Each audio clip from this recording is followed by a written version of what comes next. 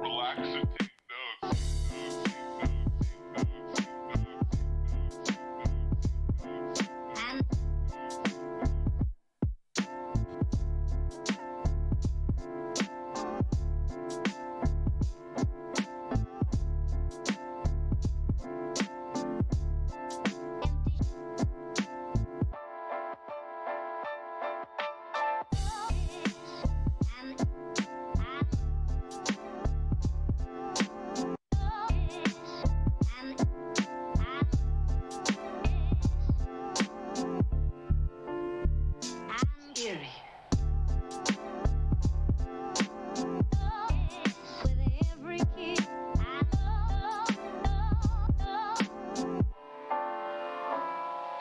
What kind of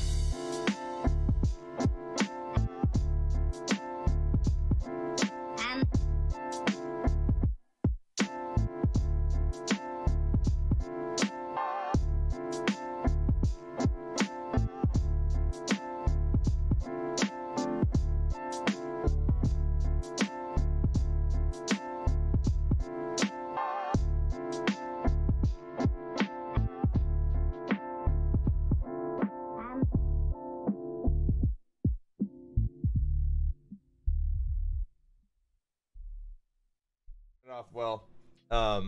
So welcome guys to the first ever Black Site Industry Podcast. This is a special treat we've been planning for a little while for you guys. It's basically a time for us to sit down and basically talk about with some other creators and people in the industry about games, about publishers, about games that are being developed, you know, early access, development of games, and etc., etc. And we have an expert here. For those guys who don't know him, our guest, or our only guest today, is Blue Drake 42. If you guys don't know him, Blue Drake, if you could give yourself a little introduction about yourself, tell the people, you know, a bit about your experience. Yeah, sure. I think expert is subjective. And before anybody says, when Black Site first came to me and was like, "Oh yeah, we'd love to have you on a podcast," I was like, "Are you sure?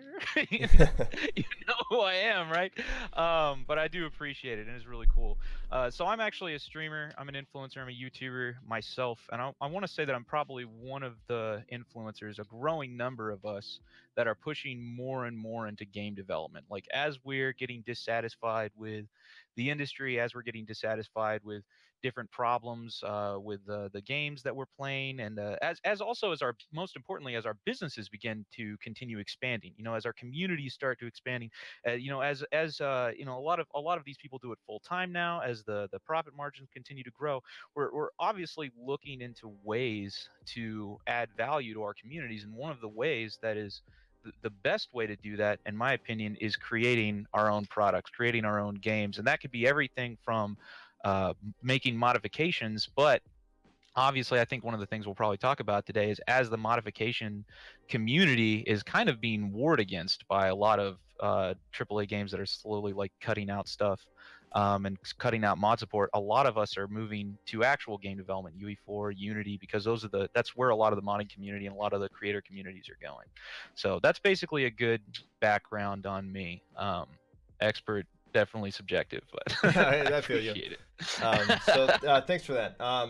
So guys, we have a couple talking points that we're gonna go over today. Is you know, first off, we're gonna talk about a bit about what the industry giants are doing recently. That's actually been kind of setting off a lot of people. A lot of the people who used to be setting the standard for innovation and technology are now, well, at least in my opinion, they're lowering the bar and creating a lot of tension among gamers, and especially communities and people who are looking for these awesome gaming experiences. But you know, we're kind of in this market now where everything is so much different, and the way that games are made and the way that they're invented and innovated is, you know, very lacking nowadays.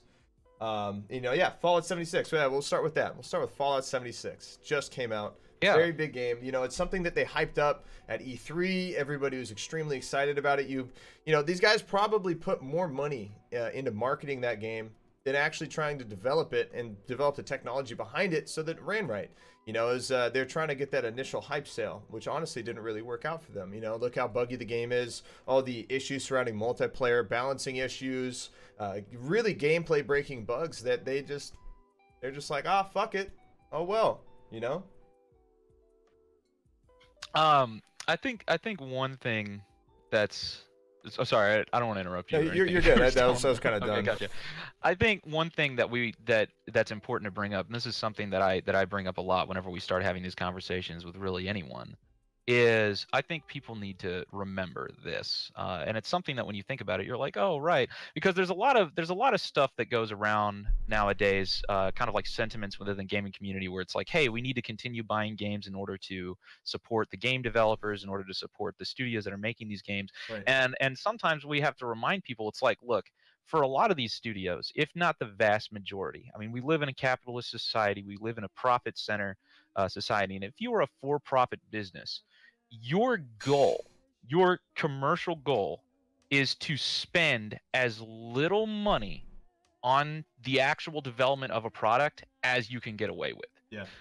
That's and it's not even necessarily a good or a bad or an evil thing. That's just the reality. So a lot of these games, you know, if you see a game that like makes $1 billion, because you see it all the time, they'll be like, oh, we reached this many in sales first week or whatever. Just because they've made that many sales, it doesn't mean that that money is all going to making that product better, to Yeah. making that game better. The objective, and a lot of people also say, because I also want to make a divide here as well. There's a lot of contractors out there that create the assets, create the for like, not, sorry, for those who don't know what like assets are, like assets is basically like anything like a model or textures or just intellectual property, proprietary intellectual property. In a lot of the cases, the people who are actually getting the money for selling these games, it's not those people either. Because again, the objective is to spend as little on development as possible. Who are the people that would actually get that money if you were to spend that money on development? It's the developers. And you see a lot of these larger company owners, business developers, and stuff like that, where they take, you know, like a large portion of this money and they don't put it back into development. Yeah. And I think that is because there's a billion things that we're probably going to talk about today, Yeah. and I think that's one big thing. That's one big misconception that people have. And when you start seeing games like Fallout 76 and you start seeing games that are really struggling to hit the bar, Right. that is a part of the conversation that needs to be had. It's like, okay, well, Fallout 76 was a massive failure. How much of those resources actually went into making that game? Probably not You know, much. 'cause we're I sitting guarantee here- you they spent more money on their marketing, their promotion, their commercials, their Yeah. little video blogs and animations to hype up the game mechanics and, you know, make people think that it's going to be this new revolutionary experience where it's not. And that's money they could have put into making a new fucking engine that supports over 60 frames without breaking the game. You know, they just hiring developers to continue Yeah. making some games. Because the reason we know this is because we actually have the privilege of having a lot of these contractors that work on these. You know, there's a lot of freelance contractors that work on these games. A lot of people from programming to 3D modeling, and they float from studio to studio. And some of the people we've talked with, and some of the people that we've met with, it's incredible. Some of the games that you know of, the people who actually made that game and who actually built the vast majority of the infrastructure of that game, you don't even know about. Right. And sometimes there's situations, especially with like indie titles and stuff like that, where, you know, you'll notice that there's a big lull in development. You'll notice, like, you know, a big game comes out, it's amazing, you're like, oh my gosh, who made this? Oh, okay, this studio made this. But this studio is a very vague term. It could be because there's people that come into that studio and leave that studio, that get fired out of that studio all the time. And what'll happen is you'll have somebody, either a programmer or an asset developer, that really created something that you love about that game that you don't even know that they're responsible for. Right. And then as soon as that game succeeds, they get laid off. Yeah, they get and no actually credit. some of those I mean, people shit, after Battlefield 3, DICE laid off like a majority of their staff who made like the previous Bad Company games. And if you've noticed, they've like just that. been using the same tech. So the people who might have even been responsible for making that entire like franchise that we fell in love with so much, they may not even be there anymore. Yeah. And that's one of the reasons that they're focusing primarily on like 3D assets and stuff like that. They may not even have that team anymore. And we've seen that a lot. And not just large AAA studios, but also like smaller studios, UE4. There's a couple of guys that we've met who had passed through this because they had gotten laid off, and then they were doing freelance work. They came to us. Right. We hired them to do some freelance work. We started talking to them, and they were like, "Oh yeah, I made this entire system for this other game." And we're like, "Wait, you did all of this? Like, you did all of the networking? You did all of the Network the programming is capture hard as system? fuck. You, Oh and my you're not gosh. there anymore?" And Yeah. and then we're like, "Oh my god!" Because there's some games like that, and then you go to those games forums, and everybody's like, "Yo, where are the Yeah. airplanes? Or where's Yeah, this?" where's all the And the cool stuff developer's that- like, that- "Oh, we're working on it. Yeah. It just takes time." And we're like, "No, that's not what happened. You Those fired guys aren't him. even there anymore. You fired him. You fired him. You fired him because you don't They're want to pay him gone. anymore. Yeah. And that's a whole underground aspect of development that people don't like. The whole business element of all of that is something that's completely hidden. And it's one of those things that the vast majority of times people don't really care about until we start getting to situations like this. And then like that kind of bad practice starts boiling over, because now it's obvious. Now it's getting obvious. Like it's one of those aspects that I think was something that the industry was kind of trying to hide, but you can only hide it for so long when the problems that occur from you laying off all of these people and trying to like run this minimalist kind of like style of funding, where it's like, okay, we'll make $1 million and just fund $100,000 into this project, and then send the rest to either the company's owner's account. Who some of these people who own these studios, like, they don't have computer science background, they have no CS background, they have they got into business development, they don't even really understand what it is the people they're hiring to do Right. are doing. And but they're the ones that are getting the vast majority of these resources. And then when the product suffers and everybody's like, why? There's a big reason why. It's not Yeah. the only reason. Well, I mean, I think But Steve it's Jobs said it definitely the best. He goes, when you have a company that's designed around making a product, and you have product people who are very concerned about making a very awesome product, and all they care about is making sure that this product is as good as possible for people as it possibly can Yeah. be. But eventually, when a company start getting larger, and those guys who are part of the product, maybe either themselves, they start to stray away from product development and start focusing on more management and marketing decisions. Yes. The product exactly. people get so separated from the product, and they no longer see it as a product. They see it they Rot see it as a from the product. inside. They see it as a profit. They see it as a profit, Yeah. not a product. And they're like, okay, Yeah. well, if we made this much money releasing this last year, if we kind of change it a bit and put minimal resources into this, we could possibly turn this over and make this much money and improve our stake, our stocks, or whatever, This is where it kind of gets into like conspiracy world for me, because I get to this point where I start becoming very distrustful of the kind of like surrounding industry, because come on, camera, focus. Why is my camera not focusing? But you'll start seeing a lot of backlash. In fact, I'm really excited about this, because if we were to have this conversation 4 years ago, It'd be there much would different. probably be Yeah. it would be the backlash against it would be considerably greater. People would be And like, this no, is- what are you talking about? These AAA studios are making great games. They're great graphics. Yeah, They run exactly. good. And I've know. gotten to the point where I've seen this happen where, because think about it, these are business developers, these are large companies, and even smaller companies, where maybe you have a smaller company that even maybe uses another engine like UE4 or Sure. Unity or something like that, but they have the same business model. So they have these, business developers or marketing developers at the top that are making the vast majority of these resources. They are financially incentivized to combat this idea that the product is suffering. And a lot of the backlash that I see against people like this, the anti-consumerism kind of backlash, it gets to the point where I start to wonder how much of that is engineered. Because you start seeing like let me put it this way. I've gotten into situations where when people complain about a game like Battlefield 5, and you see the people that are like lashing back out at the community, those aren't the programmers. Those aren't the asset developers. In fact, the vast majority of the people that made that game probably are signed under contracts where they're not even allowed to talk about that. It's all people who are at the top, all primarily marketing, business developer people who don't have that same kind of financial incentive, that, or more specifically, have that financial incentive to fight against their consumers, even when in reality, even maybe they even know that the product is suffering and that Actually, the people that just to they're cut you off real quick, actually, I have yeah, a developer coming to join us. He's the lead dev for Dead Matter. It's a game that has yet to come out. His name's Johnny Guitar. Very cool guy. Move him in here. All right, hey Johnny, what's up, man? I was just giving a little intro about you, dude. Hey, what's going on? But pleasure to have you here, man. So for those guys again who don't know who Johnny here is, if you guys don't know the game called Dead Matter, it's a game that's currently in development right now. It's still pre-alpha in terms of its development for the most part, but it'll be coming out pretty soon. And Johnny here is an independent dev, indie, and I know he's gonna have some good constructive topics for us to discuss as well. I wanted to get him in here. I was actually messaging him back and forth on Discord while Blue Jake here was going off. So thanks for coming by, dude. I appreciate it.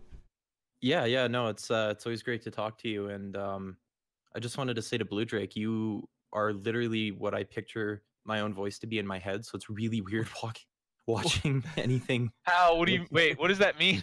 What? Okay. So I appreciate it. when you record your own voice, it's always Uh-huh. different from when you just talk. So like when I Mm. talk and I'm not talking in front of a microphone, I'm just talking. I'm your inner monologue. Yeah, you're my like inner monologues. It's really weird watching your videos. Is that a good thing? sometimes. I think you need to go get checked out. Then you need to go to potentially. You don't want me to be your inner monologue. That's a bad idea. So anyway, Blue Drake, sorry, I kind of cut you off there. You were like going down a No. tangent there. That's basically it. I mean, there's all sorts of stuff that we could also talk about. I mean, Sure. we're not going to even get to 5% of the things because No, we've been talking there's- before there's- this there's and so all the many rest of the issues. guys. There's Yeah. so many issues. So I haven't played Dead Matter actually. it's not out yet. I, it's not out. It's that pre-alpha. You should check out their 21. Kickstarter if you haven't. Yeah, well, So, but actually, Johnny, since you're here, I want to ask you, looking through the looking glass, because you're not a AAA developer. You're developing this, very niche indie game that you're very passionate about. And from looking like from say the bottom up, like if you're looking up at the top towards the top devs, like what do you see right now? Like how do you feel, about the industry as a whole right now? There's a lot of money going into marketing.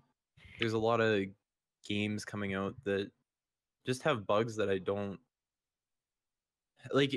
I know that I'm speaking as an indie dev using Unreal Engine 4, but like when I'm playing something like Fallout 76 and there's a bug with something as basic as like reloading, I think it's very clear that there's more money, kind of what you said earlier.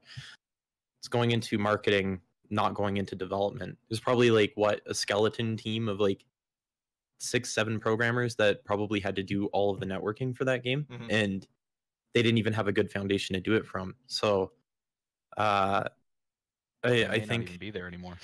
yeah, they may not even be there as Yeah. well. Like it could be 2 or 3, like just a literal skeleton crew of people, and that's tough for a big AAA title for those few people to kind of have to deal with that sort of shit, right? Yeah, absolutely. I mean, and Because a lot of people kind of also want to, go fuck the developers, but I don't know if it's their fault. I think that there's a time money thing, and if the time money thing isn't taken into account, especially the time part, then you end up with a really just bad product. Like there's Right. certain things in game development that just take time. Like you just need to iterate and take your time with it. I also feel like there's also probably like a lack of passion and drive from these developers, because like in my mind, like Johnny, we've talked about this before, like in my opinion the most true gamers out there are actual game developers who want to create an experience that doesn't exist for themselves.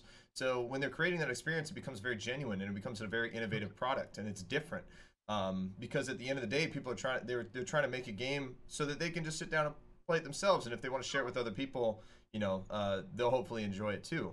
And a lot of these developers, I feel, who are in a lot of these major studios, a lot of the projects that they're working on, they may or may not be passionate about them, and they just see it as the next project. They see it as the next slab of work I got to do. And this, I'm just, going through and get my salary pay, every month, and this is just the next project for me to work on. You know what I mean? And I feel like that's I feel like that's a big very problem. true. That's very true. But I mean, would you feel passionate working on a project overtime, not really getting paid that well either? Like that kind of goes back to the management thing too, right? Like they've got people that they're kind of paying like just shit wages, and they're not getting comp for overtime half of the time, even in AAA, which is surprising considering the amount of money there. And Well, also, I think there's a big disconnect as well, because a lot of the people that mhm, are hired to work on these products as well, they don't feel like it's their own product. Like yes, it's there's a yes, difference between what you're gonna, because there's a big difference between somebody working on something that they feel they're a part of and something where they're just a freelancer that's just kind of going from project to project. And yeah. I think there's an art to inspiring that kind of like that sense of ownership in game development and in anything, music or whatever, where you're not just a hired gun, you're actually a part of that. And I think the current culture, the current climate, especially as developers aren't really being appreciated, they're being laid off, they're not getting the vast majority of the funds of a product, like the resources that a product actually like garners, they're not getting a fair share of that. And I think that the talent in the world is becoming exhausted as well. Like I think they're getting There's exhausted working yeah, on. yeah, I agree. I think that there's a lot of AAA developers that, especially I can see it from a programmer's perspective. I don't know about like something very specialized like 3D character creation or whatever, but Mhm. from a programmer's perspective, there's a lot of coders that, they're good. They're damn good coders, and they Yeah. probably leave game development because they realize that they can make a Way really more in nice anything, six-figure anything income else. in Yeah. anything Or else Yeah, but and they, game yeah, a they, lot dev. of the they guys we work with, they move over to art, like working on AI and stocks and stuff like that, and banking. There's just or several of them work in like logistics and whatnot, and the money there is just so much better. So you're Oh getting to this yeah, point where there's a bleed out. There's a massive bleed out from the industry, and it's not because I think in many cases the thing that's sad about it the most is it's not because the money isn't there. It's not because the game industry isn't succeeding. It's because it's getting to the point where the game development industry is being gamed, and it's getting to no pun intended, but it's getting to the point where it's harder to actually work on a product in the game development industry, especially for successful projects. And there's a lot of projects out there that start out with the right intentions. There's a lot of yeah. projects out there that start out as a passion product right. and start out as a passion project. And I've seen this multiple times, just like the guy I was talking about before, where we're like, wait a second, you made all of this? And it's like, well, why did you leave? And he's like, I didn't leave. I was cut out. Like I'm more passive, I'm more submissive, I don't have that business development drive. And the project started out as a passion project. And then it gets to the point where you have a couple of key people that are focused on business development that rise through the rakes. They become the face of the product, even though Yeah, they're not PUBG. really doing Yeah, the vast PUBG's majority of the PUBG's a work. good example of that. It started out as And a then passion Yeah, and then project yeah, in battle all of the yeah, royale. talent yeah. gets gutted out from underneath, and then it's just a shell company of a few people that have worked their way up through the ranks and have been able to cut everybody else, and then it's not a passion product anymore. And because that's happened so many times, I think that is also an aspect of what is destroying that sense of ownership, because there's a lot of projects out there, and I think you've seen this a lot, and especially games now that where Mhm. they start out and everybody's on the same page and it's a passion project and everything, but then over time, as the culture of the company changes because of those things and people get laid off for reasons that aren't particularly good reasons, or because there's like just political shit, people don't want to do that again.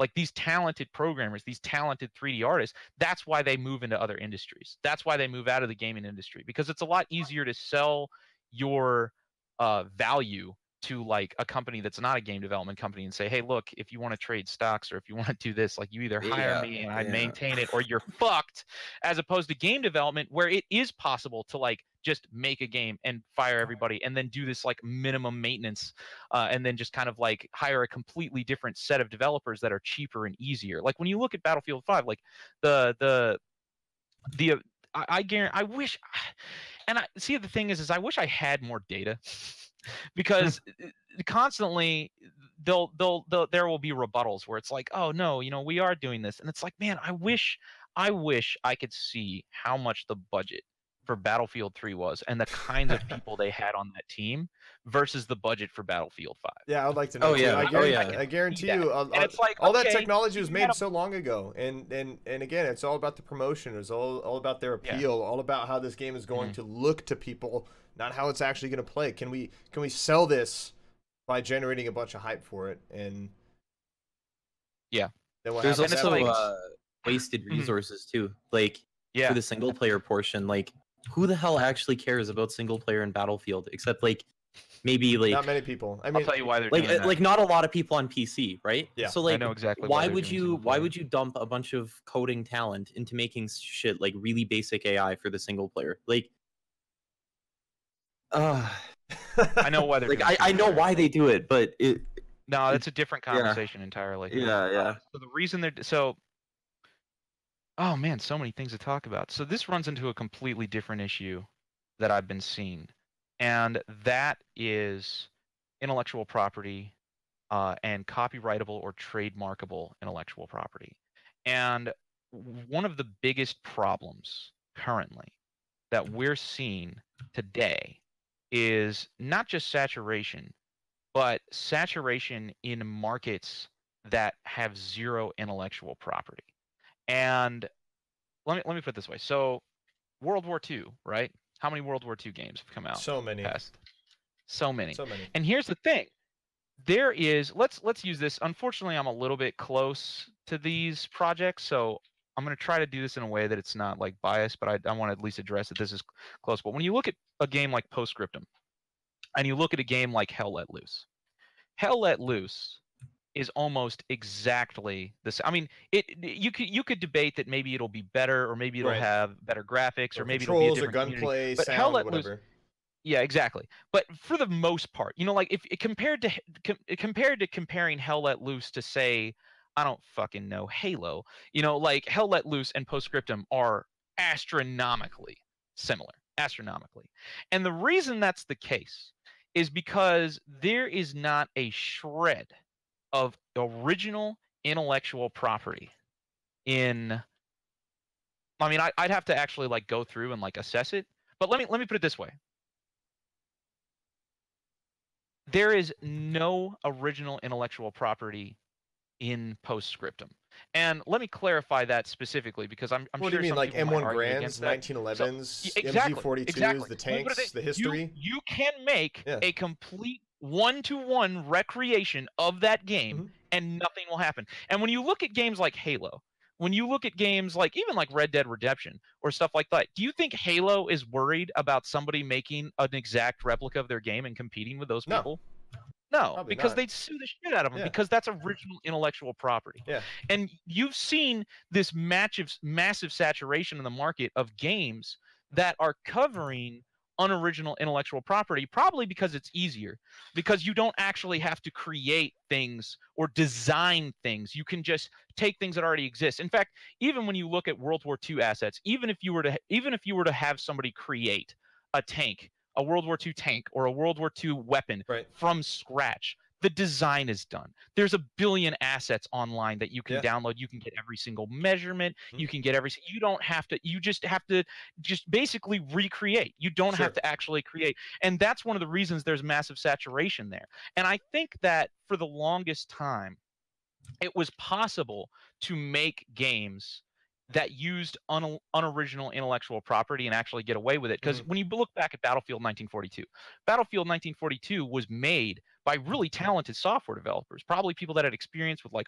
full network stack development and are able to create something where you can have Right. aircraft carriers and you can have all of this stuff.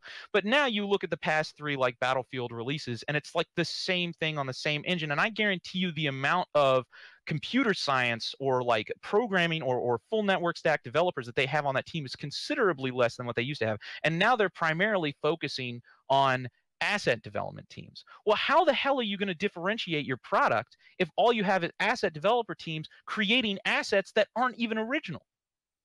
You know, like World Yeah. War II has been done a million times. Well, I mean, and all that, of these products. I feel like that comes down to now game design. If you want to separate your game differently, it's the game design. Because I mean, one thing you can compare that's different between Postscriptum and say Hell Let Loose is the way the game modes work. You know, Hell Let Loose, if you look at the battlefield, it's like chess. You have to fucking capture each key area so that you can get certain logistical benefits. Whereas Postscriptum, I will tell you what I'm afraid of, though. know. That's not copyrightable. Yeah. It is possible. That's something we'll get into later because there's another conversation I want to have. But that none of that stuff is copyrightable, which is Right. why. And going back Like to you the can't original thing, that's that's why. like when fucking PUBG tried to sue Fortnite for being a BR. It's like you can't There you go. copy. You It's cannot. impossible. You Can't can't do it. copy. It's You, not gonna you happen. can't copyright a There's a game lot of mode. games. It doesn't work like When that. you were to look, if you were to look at a game like Squad, if you were to look at a game like Arma, there is nothing. In fact, actually, Arma is a really good and interesting. There is nothing. If you were to create an exact one-to-one replica of those games, nothing can happen. It's Yeah. not Halo. It's not Yeah. Star Trek. It's not Star Wars. It's not your Nothing. And game. that by itself is a massive element that people are not talking about. That's having implications on the rest of the industry. And going back to why Battlefield has single player, I think the reason they have single player is because the only shred of original intellectual property that's actually in Is their story content Battlefield for whatever the is their fucking story is content. whatever the content is, whatever the voice acting is, whatever the character I development think they're is. experimenting with that. They have to do it because it's the only thing that differentiates. The only thing. Even if it's not that great, it doesn't matter. It's original. So there's a lot more. So like, and I think if they were to continue pushing that direction, I wouldn't be able to against it. Because look at Red Dead Redemption. Even if Red Oh, Dead Redemption so doesn't good. necessarily have like original, like I mean, it's Wild West. A lot of people Yeah. can do Wild West, but like that storyline content, like the actual, like that is You know, that's actually, original this content. this makes me You want to could talk not- about something too. Open world zombie survival games. How many of those have been made? Many of them. So many. Mhm. So many open Mhm. world zombie survival games, and Yeah. you know, Now I feel weird. yeah, no, but I bring that up because you're here, because Johnny, you're trying to make a open world zombie survival game, a genre that has been repeated and beaten to a point where people are like, oh great, here we go, Sorry. another You're not, fucking like, open giving me world an existential zombie crisis. game. God damn it, we've seen this before. But the thing is like, even though that people are still people in the industry, like, you know, they are still recreating, you know, the same kind of scenarios, recreating these similar games, but none of them ever really stick around. They always just kind of fade away. Yeah. I mean, kind of look at Miscreated. Like, Miscreated came out God knows how long ago, and, you know, it's been in development. They just recently released, but how big is their player base? Probably only a couple hundred people. You know what I mean? I think it's like 300-400 people right now. Yeah, it's very low. And so Hey, Johnny, talk to me about your infrastructure really quick, if you're okay with that. What kind of infrastructure do you have? Are you using Perforce? Are you using what do you use for your project management? Jira? For project management, we use Assembla and we use SVN for our source control. You use smart. How are you enjoying SVN? I like it. I've used it since I did Gary's mod stuff. So What are you saying you're using for your project management? Is it Scrum based? it's called Assembla. So we get tickets and stuff like that. So it's project management, and then it also gives us source control. That's pretty cool. I'm gonna check this out later. We're currently using. Hold on, let me check their pricing.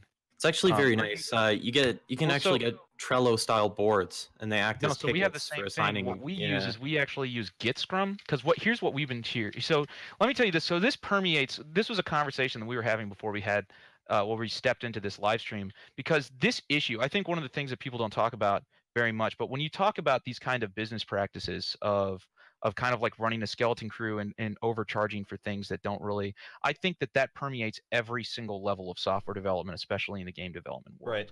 right. And one of the things that we've actually been working on really, really hard is to not just find, you know, like open source games and open source products, but also find an entire pipeline and an entire infrastructure for like our entire. So for instance, GitLab.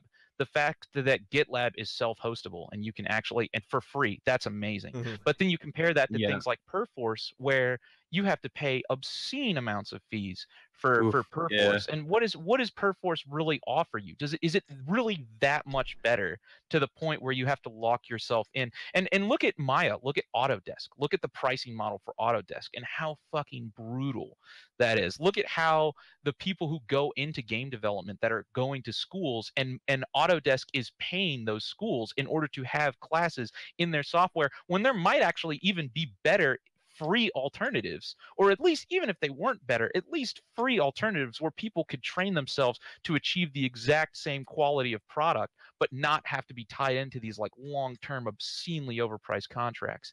And I think that actually might be another way to help especially indie developers create better product, because one of the things that we're really interested in is we have recently finally settled on a Scrum management solution. It's called Git Scrum. And one of the reasons I really like Git Scrum is because it allows us to have unlimited users. So as opposed to Atlassian, as opposed to Jira, as opposed to what is it, Assembler? Assembly, yeah. I pulled it up on the website, and Ashley from Assembler just messaged me. Do you have any questions? Please buy our stuff. But when you look at the pricing models for that software, it's like, I think, what is it, like $10 per user per month or something like that? I think. Yeah, I think it's something like that right now for their So software. you'll get to a point. So let's say you had, because Scrum is such a fundamental planning tool. I feel like everybody should be using Scrum boards for like almost everything. Like if you're going to clean your goddamn room, you should be using a Scrum board. And when you've got these pricing models that make it prohibitively expensive to actually plan with a community, that's one of the things that I think is actually stonewalling development for indie projects, or even projects that could become alternatives, like free open source alternatives. So one of the things that we do is, for instance, we have a Git Scrum board, and it allows us unlimited users. I think we pay like, I think it's like $40 a month or something like that, but it's unlimited. So one of the cool things that we can do is we can take 5,000 people, throw them all into a Scrum board, and then only like have permission so a few of them can actually like contribute. And that way we can, like, let's say you want to have an entire community of people that want to achieve a product. They want to create a mod, they want to create something. Now, instead of having to like create a selectively small team, you can actually take a massive sample of people and then put them into this system, into this whole like almost like a social pipeline in order to develop products. And I think stuff like that might actually have a bigger impact on the game development industry as we go forward than anything else. Because let me put it this way: you guys don't like what Fallout 76 did, right? I can't tell you how many open source initiatives and community developed projects are reaching obscene potential. And there is, and to if you had the right infrastructure, so look at, you guys know Project Reality, right? Yeah. Yeah, of course. Project, the development style of project, because they also use SVN because it's cost effective. They don't use Perforce. They are a free volunteer based development team. And I mean, regardless of the social problems that we have with each other every so often, that they are still an excellent representation of what is possible with the right free, affordable, alternative infrastructure. And you can take talented people, and you look, I think that is actually what people like EA is afraid of. Because you look at Project Reality. Project Reality is an incredible product. Oh yeah, it's an awesome. Incredible. There's so much detail and depth to what that game can do and what you're able to do. You'll notice Project Reality spun off an entire competitor to Battlefield. Yeah, entire competitor. Completely. You look at Squad, you look at Postscriptum. I can't tell you how many times I was playing Battlefield 5 and the people in Battlefield 5 were like, "All right, can't wait to play fucking Postscriptum because this is god awful," you know? And I guarantee you all of the business developers or EA are kicking themselves being like, "Why the fuck did we have mod support for Battlefield 2?" You know? And you know the people who actually made mod support for Battlefield 2, it was probably the people that actually loved making games, and weren't they thinking wanted about how they to make could lock games. down the industry. You know, and you look at Battlefield 3, you look at Battlefield 4, you look at Battlefield 1, you look at Battlefield 5, no mod support. Why is there no mod support? They like to say it's complex, but I actually think that's a lot. No, they could easily, I guarantee you they could make some dev tools. Not only that, you look at look at Project Venice. Project Venice is getting to the point where they are fully reverse engineering the Frostbite engine, and that is no easy task. I don't know if for anybody who's actually used Unreal Engine 4, but if you use Unreal Engine 4, Unreal Engine 4 has an entire suite of tools. You know, you got the spline editor, you got the blueprint system, and that's what an engine is. And just to give you kind of an idea of what the community is capable of, when you download a compiled version of a game like Squad, obviously you don't have any of those tools. When you download Squad, you don't have any of this infrastructure. And the community is so capable of developing that Battlefield literally took out their entire development suite. And you have no access. And the community is so driven that they are literally rebuilding all of the fucking engine tools from scratch outside of Venice, outside of actually having access to Frostbite. And I think that is what EA and a lot of these companies are actually afraid of. Probably. And now they've locked down Sorry, I've been talking too long. No, you're good. Keep You, talking. uh, and when you look at the past 5 years of development, and I mean, it was a successful 5 years, because basically what they did is they completely gutted the mod scene, because the mod scene was making spin-off actual competitors to their products, and that was fucking their business model. Right. But it's gotten to the point where even though the mod scene was killed, you want to know now where all of those people are going? UE4. To UE4.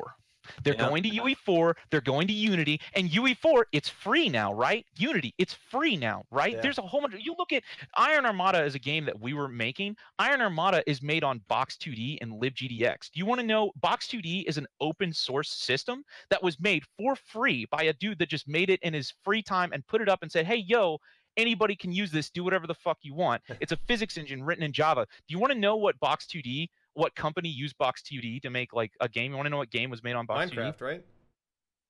No. Well, Oh, no. Angry Birds. Oh, Angry Birds. No shit. Angry Birds is literally their entire physics system was Yeah. written by an open source community. Wow. That is insane. And I don't think people want to like talk about this kind of stuff. But you know, it's funny that you brought up Minecraft. Well, there's I think a I lot know of why you coders brought up, that, because we were like, talking about that the other day. Hey, weren't we? Minecraft Yeah. is a great game. All right, I'm not hating on Minecraft. All right? It is. It's Yeah. it's innovative as fuck. I That mean, was- You're trying to defend me, because yesterday I was like, dude, I don't give a shit if kids play Minecraft. That's still fucking. dude, I wish I had Minecraft when I had Legos, man. All right. Dude, but there is actually communities that have gotten so frustrated with Microsoft buying Minecraft and slowly like locking it down, that if you were to Google MIT license Minecraft, there are at least 10 to 20 products and projects that people have literally recreated Minecraft from fucking scratch under an MIT license. Wow. That is, and So they just that remade is the an game. exist. They just remade They it. remade the game. They just Whole remade game. it. Whole game. You can Oh, download wow. it. And you can. It's under an MIT license. You can do whatever the fuck you want with it. Commercial use, redistribute. You could have a community. Like, let's say, look at all the Minecraft YouTubers. They could take this and then make a mod for it, redistribute it on their site, and have their own fucking like Minecraft version just for that YouTuber. Sure. That idea, the open source development community, is an existential threat to the entire like AAA gaming market. Massive threat. And I think that's why it's starting to turn into a war. It's actually been a war for a while. But you look at everything. You look at so for instance, you use do you use Autodesk, Johnny? I mean, you have to at some point, right? I actually use Blender for whenever I Yes, have that's my to. fucking point. Oh, I Yeah. fucking love you, dude. Okay, that's great. But you look at Autodesk's pricing model. You used to be able to Yeah. buy a perpetual license to Autodesk, right? Oh Not yeah, anymore. I remember that. You yeah. used to be able to buy a perpetual license to Adobe's products, right? Not anymore. Why? Because Makes they him a shitload more realize money. because they can get a fuck ton more money. And it's getting to the point where not only are the products getting to the point where the products themselves are getting to like that minimal kind of like thing, but even all of the software development tools. Like there's no mod support for Battlefield anymore, right? And there's no perpetual licenses for Autodesk. So every single level of the game development, software development process is currently being warred against by for-profit companies. Mhm. It's massive. Also, shout out to Sorry. New World, the Insurgency developers coming by. Thanks for the host. I saw that. Appreciate it. Hi, Mikey. Hopefully, I'm not gonna say anything that pisses you guys off. I'm sorry. I love NWI, dude. Yeah, they're good NWI. people. They're good people. They like I still think Insurgency Sandstorm is in terms of like first person gameplay mechanics, it's the most innovative shooter that's come out in a long time. Yeah, like in a long time. Like really. Like it's not like any other shooter that's ever been released. But anyway. Thanks again guys, I appreciate it.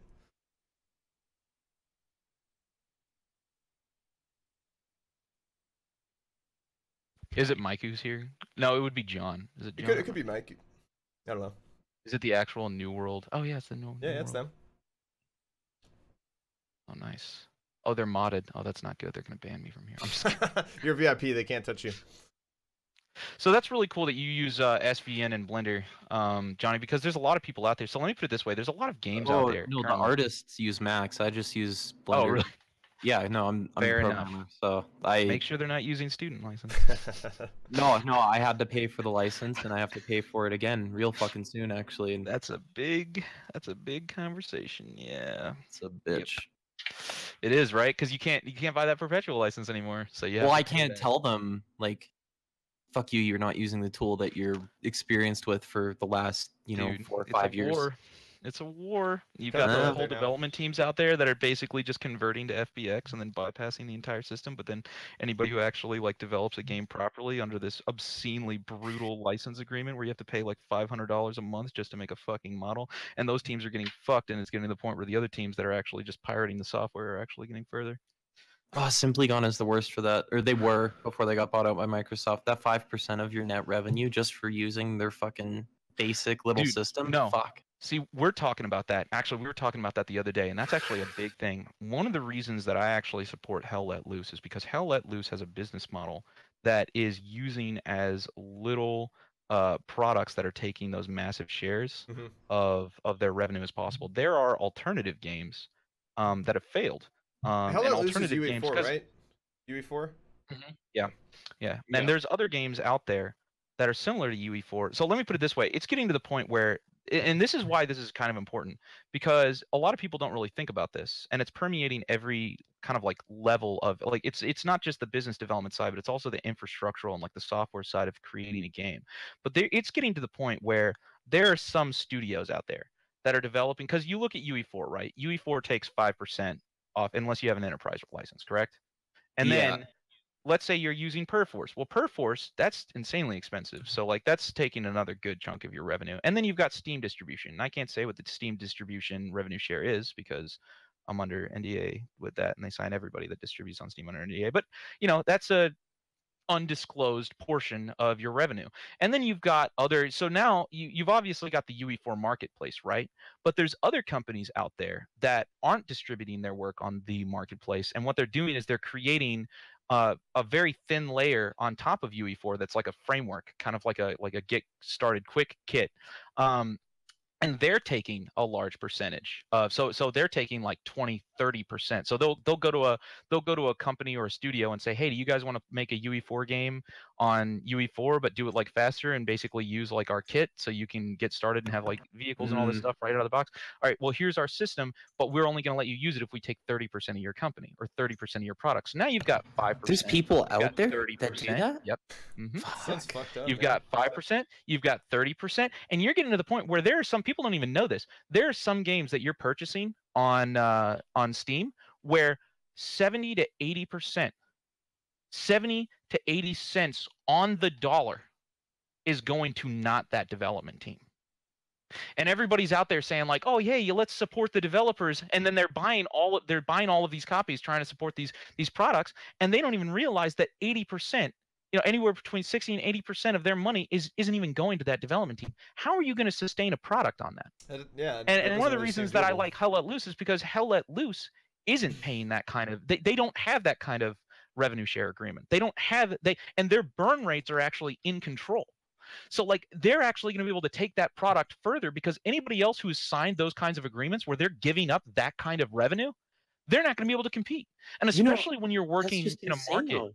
Yeah, and when I didn't realize that was a thing. Like, God. And here's the other thing: it gets even worse, especially when you're working in a market of non-original intellectual property, where you're making World War II assets that anybody can make, and you've signed an agreement where you're giving up 70 cents on the dollar and all of this stuff.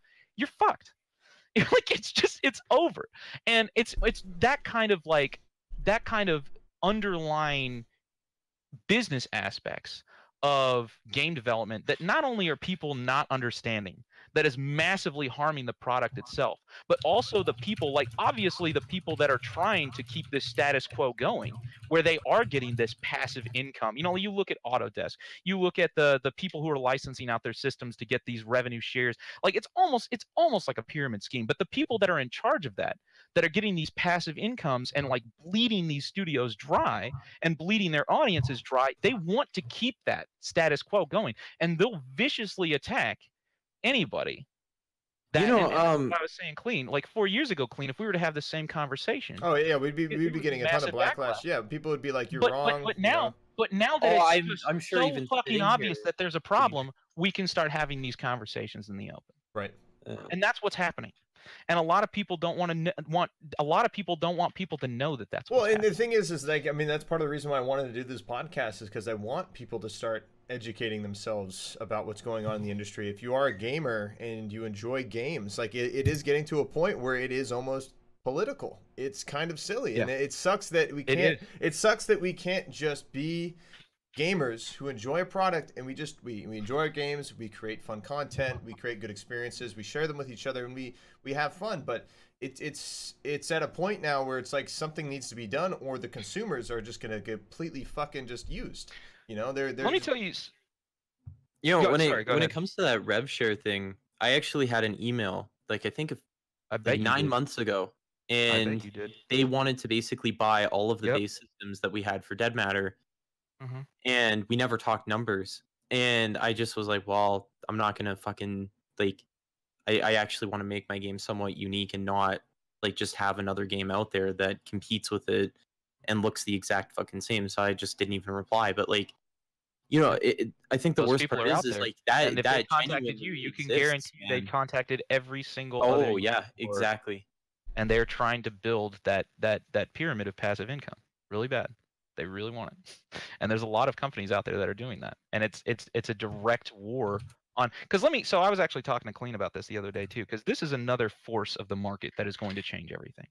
I actually think the influencer and the streamer market is probably one of the only ways out of this cycle, to break this cycle. Yeah. Because Well, people are gonna and pull their we've talked communities. about, They're gonna pull their communities we've and be like, hey, we they're want gonna to. so we've talked about this before. Like at the beginning of this conversation, we talked about the whole idea where a lot of these games, they're not even paying their contractors. You know, like they're not even paying, like they bring on these people, pay them a very minimum amount of money. Maybe they'll pay them like $1,000 for a weapon, make like $5,000 off of that work, and then pocket like maybe even $10,000 off of that work. Dude, developers will hire these guys and then they won't even fucking pay them. They'll just be like, "Hey, thanks for the work. Yoink mine now." Like that's literally that's what they'll do. They will do that to each other. And it's getting to the point. It's getting to the point. So like, and I told Clean this. So I guarantee you. So Clean, you're a full-time streamer, right? And there's a lot of people like you. You make a full-time living.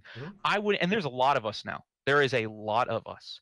And there's two things to this conversation. The first thing is I guarantee you that you probably get paid more. And this is not saying that you get paid an obscene amount, but I guarantee you get paid more than the vast majority, if not all of the actual content developers that are working on a lot of these games. And then there's the other question. Let me put it this way. If the games you were playing were actually free, if the games that you were playing were like open source, if the games you were playing were the same thing but made by an open source community, maybe even an open source community of people, because here's what some of the stuff that we do. We actually pay people to make content, and then we license that content under MIT, because I don't give a shit. Like, I'm not gonna fucking sell it. Like, and I guarantee you a lot of us are the same way, because our business model doesn't revolve around selling games and pay getting games. And let me tell you this, a lot of the games that you play, would your business be affected negatively at all if all of those games were for free tomorrow? I mean, I'm sure there's some people who can think of issues like maybe overcrowding of servers, cheaters. You got like hackers and stuff like that. But when you look at games like Fortnite, when you look at all of these other free games and stuff like that, when you look even in Insurgency, the other day, did you see that Insurgency had like their free weekend? Yeah, I love it when where it was like, I love when games do free weekends. They had 100,000 concurrent players, 100,000. And you want to know my Insurgency videos view rates skyrocketed by 500 to like a 10, like a shit ton %, like 5 to 10 times as many views on all of my Insurgency videos, which means not only do games like that being open source and being free, like not only do they not negatively now it makes sense why all of these Fortnite independent so streamers, is because anybody can step in and play the game, so they because want to watch anybody can step in and play. So it's getting to the point where not only are we not incentivized to have this pay gate kind of like pyramid scheme set up, but we're even further incentivized to go the exact opposite way. Make it free. And when you combine that with the fact that there's this entire influencer industry now, and we're making way more, because I have lots of YouTuber friends, I have lots of, and there's more opportunities now. 30, I mean, the companies behind like Twitch and YouTube, they're making so many changes look at Lumberyard, for people to make more money. They're creating more opportunities. Yes. You know, whereas and you look, I have so many friends that are YouTubers that make 30, 50, some of them even make $100,000 a month. And that is enough to hire an entire team of these contractors. Entire teams of these contractors. And a lot of these guys, they have no interest. Like, so I'll tell you one of the projects that we're actually working on right now. We haven't announced it yet, but it's going to be called Open Archive. We're going to create a product called Open Archive, and what we're going to do is we're going to put up money, and we're going to have it so all of the like we were saying before, any non-trademarkable intellectual property. So like, I mean, I have to work with Devil on this a lot more because he knows. I mean, this is one of the reasons that we talk a lot and we work together is because he knows a lot more about this than I do. But any like weapon systems that aren't licensed, AK-47s, AKSs, I don't know, probably a billion SVD, others that I can't think of off the top. 1911. We're going to yeah. pay we're going to pay developers to make game ready versions of all of that. Yeah. And then we're going to put it up for free on Sketchfab. Wow. Community Commons, MIT license, whatever. Anybody can use it. Because how many times are we going to have a company remake an AK-47? How many times are we going to have people remake? We could literally make every single thing in World War II and put it up for Community Commons, and it wouldn't. And think about all the stuff you could do. That communities could make Arma mods with that. They could make Squad mods with that. They could make UE4 mod games with that if they want to. I don't give a shit.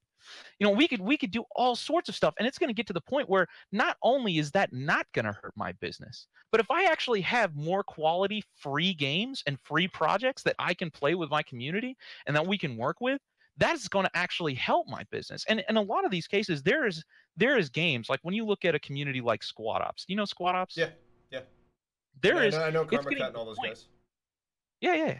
So it's getting to the point where Squad Ops is its own independent business, and it is putting a lot of time and effort into actually being. There is a lot of people where the reason they play Squad isn't because of Squad; it's because of Squad Ops. Hey, shout out to Lemmy. See you, dude. Love Project Zomboid, man. Good to see you, my friend. When you look at a lot of the people that play like Escape from Tarkov or even Fortnite, I guarantee you there's a lot of people that play Fortnite or Battlefield 5 or all that stuff, and they're not playing it because they really want to play Fortnite. They're playing it because they want to hang out with the community. I've seen some communities now where they actually do this. They're focusing on open source free games because at the end of the day, the vast majority of the community people that are actually paying to support them and paying to be a part of this community, they don't care the game that it's on. They're more about the influencers, and they're more about the community. Mm-hmm. And the fact that that is becoming more of a reason to play games than the games themselves, like that the communities are actually, and the people that run those communities and the streamers and the businesses that revolve around making games fun, not just making games, the fact that they're actually starting to make more than the people that are making the games themselves. And on top of that, the only reason that those people are playing those games in the first place is in large part because of those communities. And those communities now potentially have the budget to build products outside of those games and actually have more control over their experience. That's going to be a paradigm shift. And it will happen. It will happen. And it's one of those things where I don't really like talking about it because there's going to be a lot of people, obviously, the stuff that we talked about before, who are financially invested in not having that happen. Yeah, because it's going to hurt their. If it does happen, it's going to be bad. It's going to be bad for what they've already done and what they've set up for the past 5 years. Exactly. Oh yeah, And there's a lot of people that are going to have massive backlash against that. A lot of business developers, a lot of people that don't want to. But it's gotten to the point where I don't really have to talk about it for that to happen. Like, it's just math.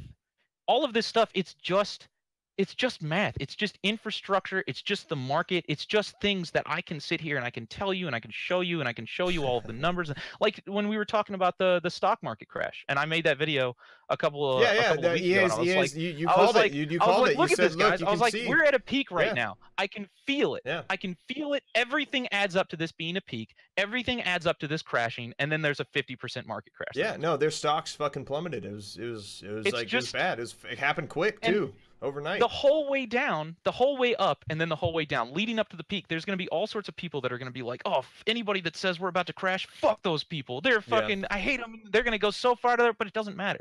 Like, and it's gotten to the point where like I don't really want to get myself into positions where people like feel so passionate about defending this company crash that they're going to like go out of their way to like try and attack my reputation and all this stuff, because it's going to happen anyways. And when it does happen, I think it's actually going to be better for the consumers. It's going to result in better products. It's going to result in better communities. It's going to result in more genuine, more passionate developers that are in this, not because they've engineered some money-making scheme, but because they want a better product and because they want a better game. Well, and that's So that's what I feel that like people who come in my chat, people I talk to in general, like they're fucking exhausted. They're exhausted exhaust. of It's a good word. these games that have been released like cookie cutter development time and time again. Like the past, like every Battlefield that we've had since Battlefield 3 has more or less been the same game. The mechanics have been the same. Yeah. You know, and the people are looking towards all these new titles like World War 3. I was very hyped for World War 3. I remember I met these guys at PAX. Like I was hoping that, you know, I was like, man, like this game's gonna be good. Their customization looks really amazing. You know, it looks like they're going a lot of good directions. Then I played it, and it feels like a game I've already fucking played. I'm like the guns, the aiming, the way the bullets work, and all that shit. It's like all the map design's great. You know, there's so many good things to say about the game, but it feels like a goddamn game I've already fucking played, and that's not what I want. Yeah. And that's again why I like to give Sandstorm credit, is because Sandstorm is a game that I've only played once. I've never played a game like that. I've played games similar that have like combat reloads and stuff like Tarkov, and I know some armor mods and stuff that support it. But that is a very innovative game. That's innovation. It's different. It's not the same. It's on new technology. It has new fundamental understanding on how the controls work. That's shit you have to learn. But yeah, and I think another thing that's what else have you played recently? Have you played Red Dead and all that stuff? No, I Or haven't. I've been waiting primarily for it to just hit the PC. Sandstorm? I mean, that's another same. thing about that's another thing that's fucked up with the industry is that fucking even Rockstar, even though they make these amazing fucking games, they make amazing games. They damn well fucking know that they're going to release the PC version 6 months after the console release and make even more money than they did on the console. It's not wrong that they do that. It's a business model. They want to be successful. There's nothing wrong with that. Yeah. But still, at the end of the day, like you're kind of fucking the consumers over because like everybody could have enjoyed it when it released on a fucking PC at 60 FPS or more with amazing visual fidelity and graphics and all of these things that come with a PC version of a game, because let's be real, consoles are lacking in hardware. We could have enjoyed that, but that's how game development works in a lot of ways. You know, they strategize, they premeditate almost everything that they do. A lot of their releases, it's all premeditated, and it's not wrong. That's just the reality. That's just how it is. And that sucks. It sucks. There's a lot of also, teams. it's not that it's wrong, but it's also like this is why it's just an existential threat. Like this is the way I look at it. I don't really get mad about any of this stuff, but like we run our own businesses, we have our own communities, we have our own agendas, and a lot of these things, it's not that they're wrong, but it's definitely against our own agenda. Like they have their agenda to drive up prices and destroy community like modifications and destroy like kind of the ability for communities to have more control over their own experiences, because it gets in the way of them profiteering off of rehashing their own product. But like that's the exact opposite of what our business interest is. And we're getting to the point where we're also our own market force. We have our own businesses, we have our own communities, we have a lot of people that are interested in supporting not just the games, but also interested in supporting all of these streamers and stuff like that. And when you get to the point where you're creating products that are at odds with the streamers' interests and at odds with the community's interests, Right. it's getting to the point where it doesn't really matter whether it's wrong or right. There's going to be a massive amount of people that are going to be working against that and are going to be doing things that are going to undermine that agenda. You know, like we don't want people to profiteer. Like I swear to God, if I see another freaking Battlefield game that is going to be the exact same rehash stuff, like it's already coming. It's Battlefront 2. Just wait for it to come out. Wait for it to come out. Yeah, exactly. It's coming.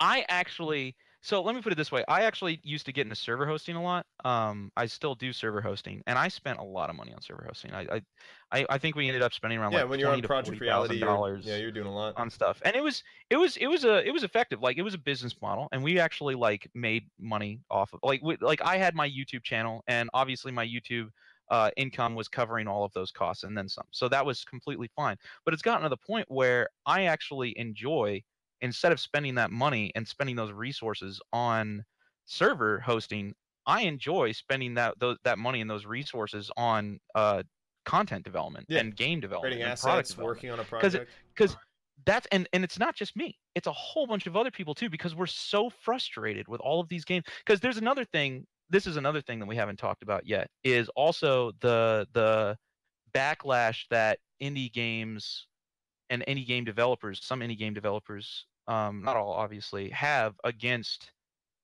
communities. Because like, so for instance, Johnny, is your game going to be community server hosted or anything like that? Yeah, no, we got the dedicated servers out there. That's So I'm not saying that you guys are going to do this, but this has happened a lot, and this has actually been a big reason that we've stopped hosting servers for a number of different games. But we spent there's a lot of communities out there, because when you look at Fortnite, when you look at Rainbow Six Siege, when you look at Escape from Tarkov, they pay for all of their own servers. It's a dedicated server system, and they pay hundreds of thousands, if not millions, probably definitely millions of dollars. Because think about this. Take a game like what's a good dedicated server game example of like a popular game that uses dedicated servers? Arma 3. Like Siege? Arma 3. Or Yeah, Siege. like actual No, dedicated like servers, community not- hosted Oh. dedicated Uh, servers.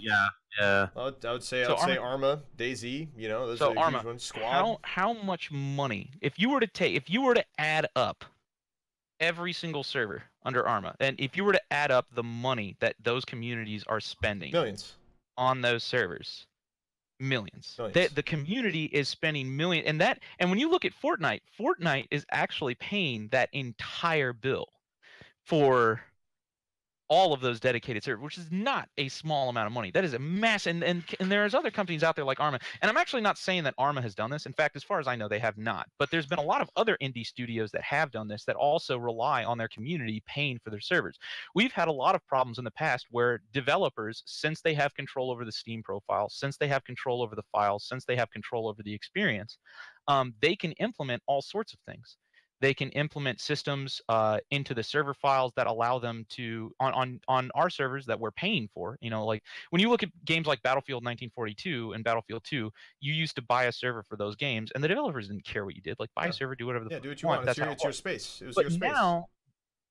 now we've gotten this weird situation where there are studios out there that use the community to foot the bill for the entire server infrastructure, but they also implement systems that give them so for instance, they can give themselves admin access to Yeah, your to your like backdoor channels control and that for stuff. your shit. They can give themselves systems that allow them to shadow ban people off of your server. So there's a system that we've been aware of recently now, where there's one game that's, I'm not going to talk about any of these games specifically, but there's one game that has now implemented a system that's in the server files where even if somebody else is on your server, they've implemented a system where if they enter the key for that person, it will crash that person out of the game 5 minutes into joining any server, and it doesn't say why.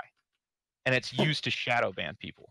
And it'll even work on servers that they don't pay for. So that was another reason that we stopped hosting servers. There's all sorts of other systems that can, and you've noticed now there's a lot of indie developers where, so a lot of the stuff, like I said, 4 years ago, if we were to have this conversation, there'd be massive backlash. And there's a lot of indie games out there as well that don't like this idea.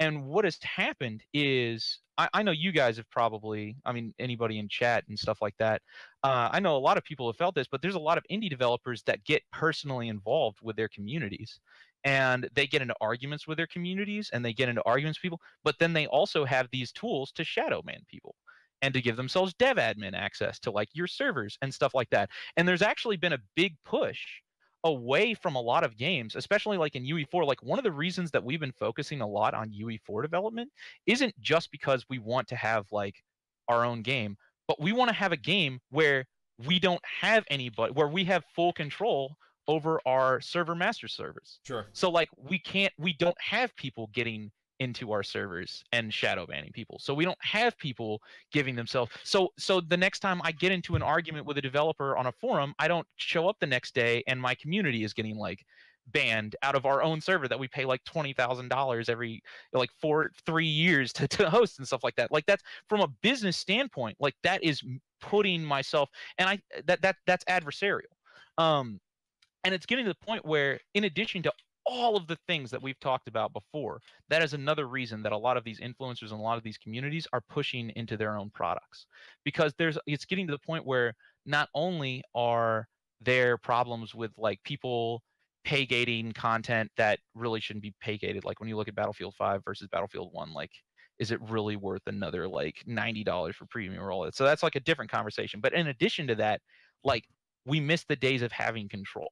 And since we are now our own businesses that make our own money, and in many cases make more money than the people who make the games that we pay, and we actually have the budgets to hire Sure. contractors, and we have the budget to do all that stuff, there's a massive incentive to even if we were to go and then you look at games like Postscriptum and like all of that stuff, where I've said in the past, like if you were to create a 1-to-1 recreation of that game, there is nothing that could happen. Like none of that is actually original intellectual property. Yeah. And now there is a big push for all of these communities that are pushing away from different products and UE4 and stuff like that to make their own games, not because they want to make, but because they want to escape that kind of that kind of harassment, and they want to escape that kind of that control of their community. All right. Hey, also we're about to That- get that- another guest in here. It's a Gundam. I can't ramble. He's gonna Jesse's right. He's gonna be coming in. So it's a Gundam. If you're here, welcome.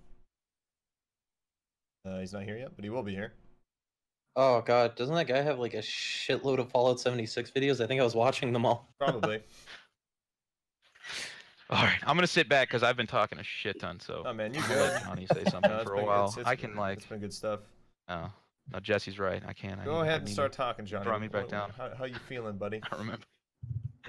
I'm feeling pretty good. I was just listening to my own voice there for a second, so it's getting taken away by that. Sure. So I'm actually kind of curious, Johnny. So I know you're trying to develop your own game here, and I don't want to like try and single you out.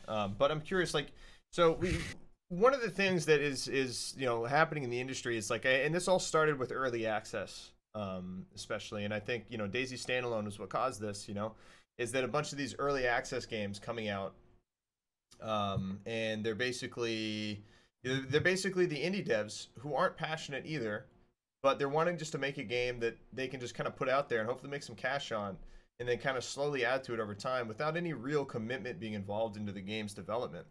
And we've talked about in the past about your game and what you're planning on doing, and we laughed about this, and it's kind of silly how this is kind of a joke, but you're planning on releasing your game with fortifications, being able to fortify an area, have base building to a certain degree, vehicles, functioning inventory and UI, like all of these things that would generally not come with the initial release of an early access game. Usually most early access games come out, it's an open world environment, maybe there's some AI and some loot to find, and that's usually it. That's all that you can fucking do.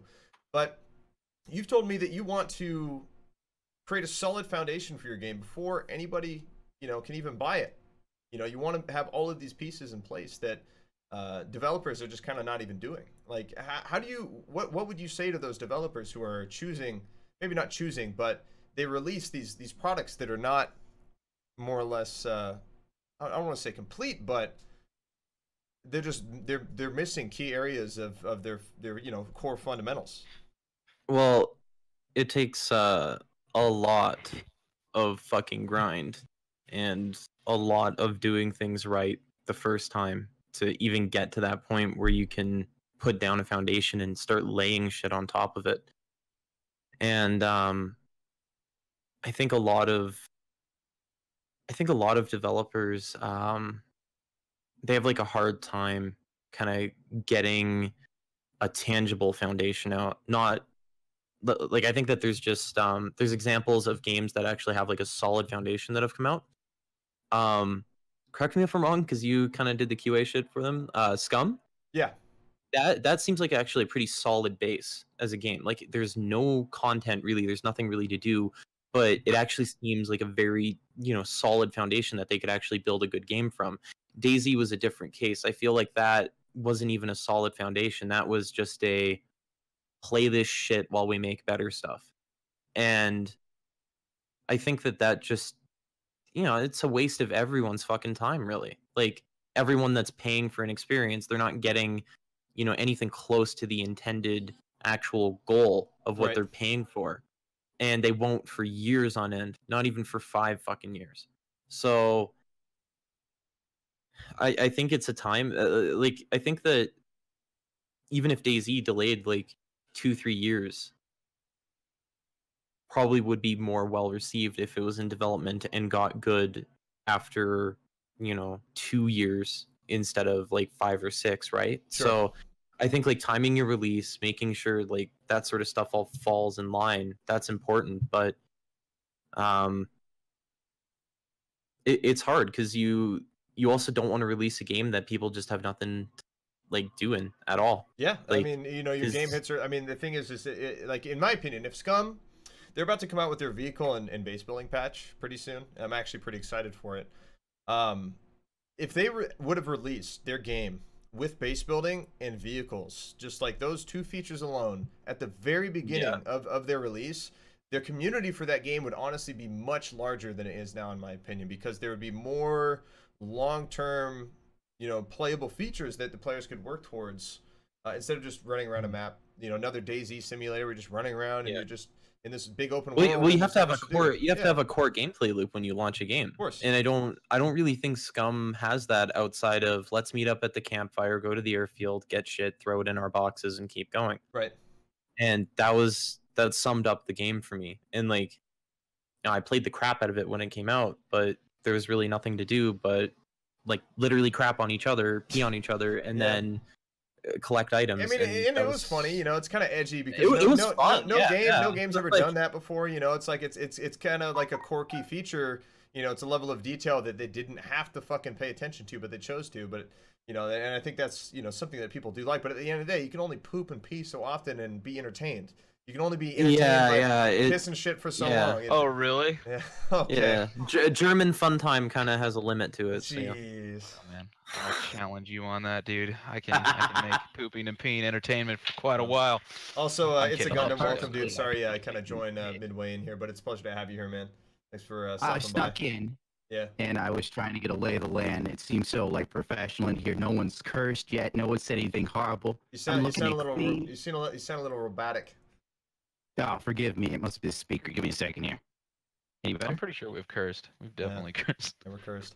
Am I still robotic or no? Yeah, a little bit. Yeah. Oh God, it's $600 mic, and this is what I get. Yeah, it's. Are you using? Sounds voice like a me- are you Discord thing. using- Just restart Discord. Yeah, or if you're using voice meter. If I ever use a XLR mic, voice meter does not cooperate. And I'm right. I'll hop out and see if I can fix it. Yeah, I'll have my guys drag you back in.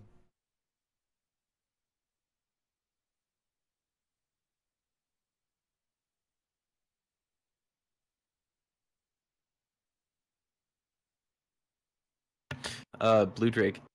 hmm Go check the latest announcement on Steamworks development. There was a change to something that we were talking about earlier. You mean through the dashboard? Hmm? Like through the back end, or did they announce it publicly? I don't know if they announced it publicly. So Oh god. actually, if you're in the group, Go you to should be this- able to see that this link. Stupid little thing that I can't tell anybody about. Oh Yep. shit! Yep. Oh shit! Yep. Oh shit! Is this public? It was Let me posted on test this. Twitter, I'm gonna so test this you can in probably find incognito. what was posted on Twitter.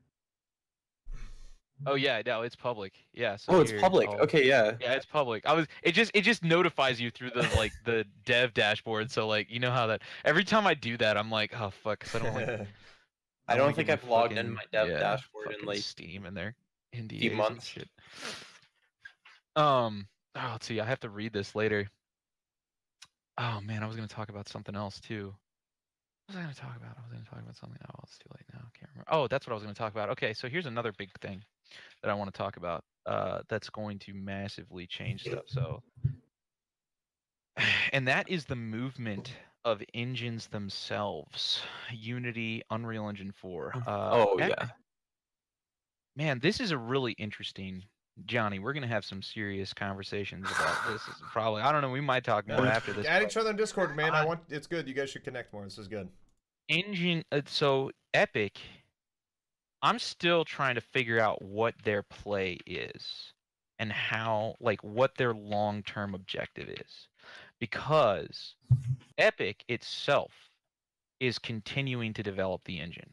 And Yeah. I'm not sure if you actually know this, but one of the most profitable things to do in Unreal Engine 4 currently, if you want to make a game in Unreal Engine 4, one of the most profitable things that you can do, if you can achieve it, is to create a vehicle networking solution.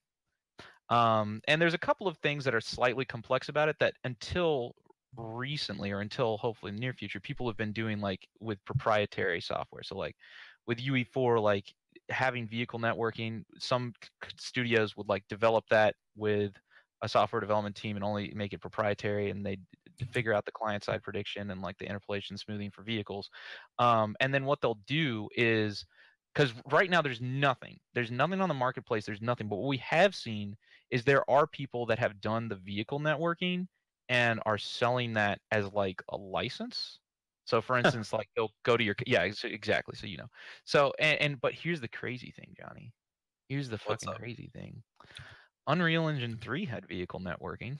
It had all of the client-side prediction and interpolations, the smoothing, and all that stuff figured out for the physics systems for Unreal Engine 3. And that's why there's a whole bunch more games for Unreal Engine 3 that have vehicles. And Unreal Engine 4 doesn't have that stuff, not because it's like impossible or like prohibitively difficult. It's just because Epic just decided that they didn't want to do it at the time. But what happens when they do? And then suddenly all of the studios that have developed this proprietary networking solution are currently become overshadowed by Epic releasing their own solution and including it in the engine itself. I mean, I feel like that's happened for some things though, and that continues to happen for other things as well. Because you look at Epic and PUBG and you see what happened there. And I have been hearing the rumblings that You Epic can't is have Battle also Royale. That's ours. they're We thinking invented about it. expanding, because you've noticed, you've looked at Fortnite. Fortnite has vehicle networking now. Fortnite even has their really like they haven't released the actual solution for it itself, but I've watched a bunch of seminars and we've been experimenting with a similar system. But Fortnite's destruction system is really cool. Like the way they do the network culling and whatnot. Mhm. It's very Like very it's clean. each like very it's a bunch of creative. like cells fucking attached together and shit. Yeah. So we've been experimenting It's with almost the same stuff. organic. It's almost organic. It's kind of cool. Yeah. So we've actually been here, I'll actually show you. Well, I don't think you can show anything. I'll show you later. But some of the stuff we've been working on is we have a Well, if you similar pull up a destruction system screen that share we've on been- Discord for me, I can switch it over. Oh, really? Yeah. I don't have UE4 pulled up right now, so I'll just have to pull the video. Well, whatever you want to pull up, itself. I can switch it over. Let's see here. I'll have to find it first, though. I forget who I. Oh yeah, it was to this guy.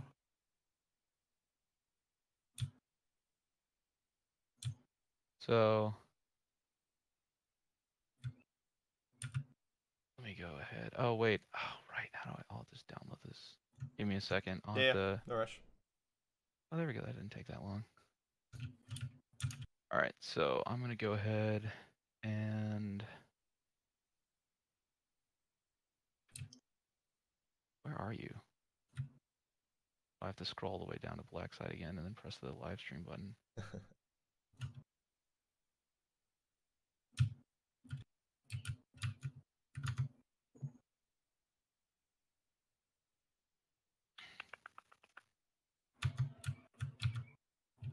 And screen share.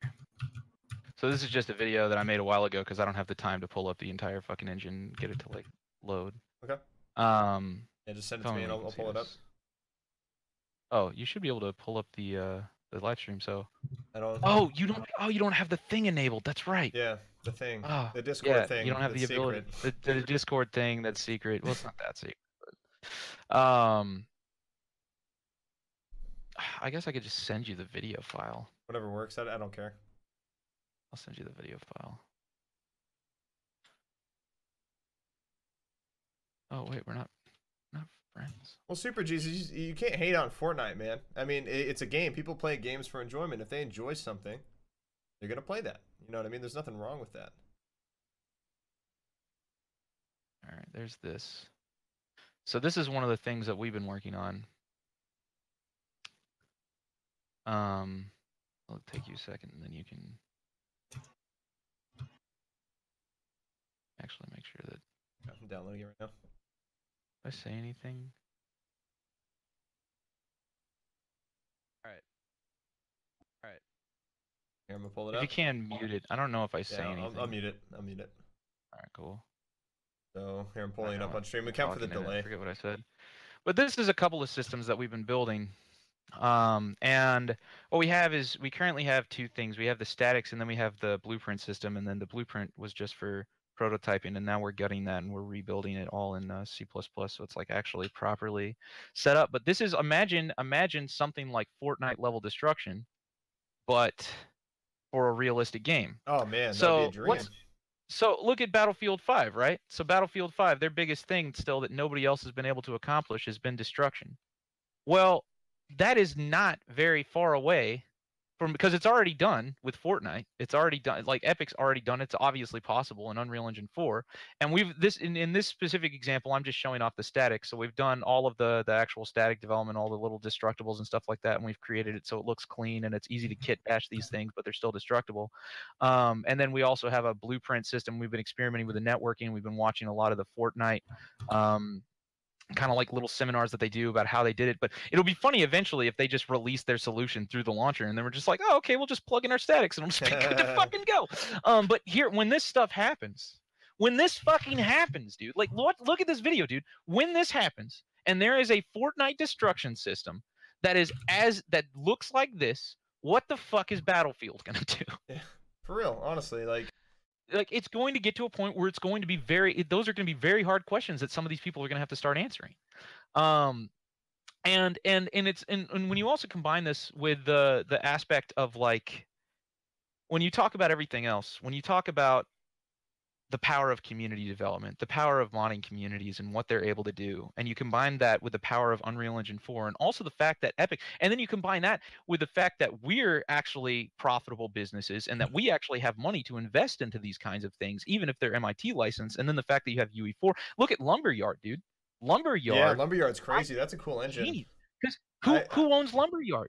I mean, Amazon, And what does Amazon own? Twitch.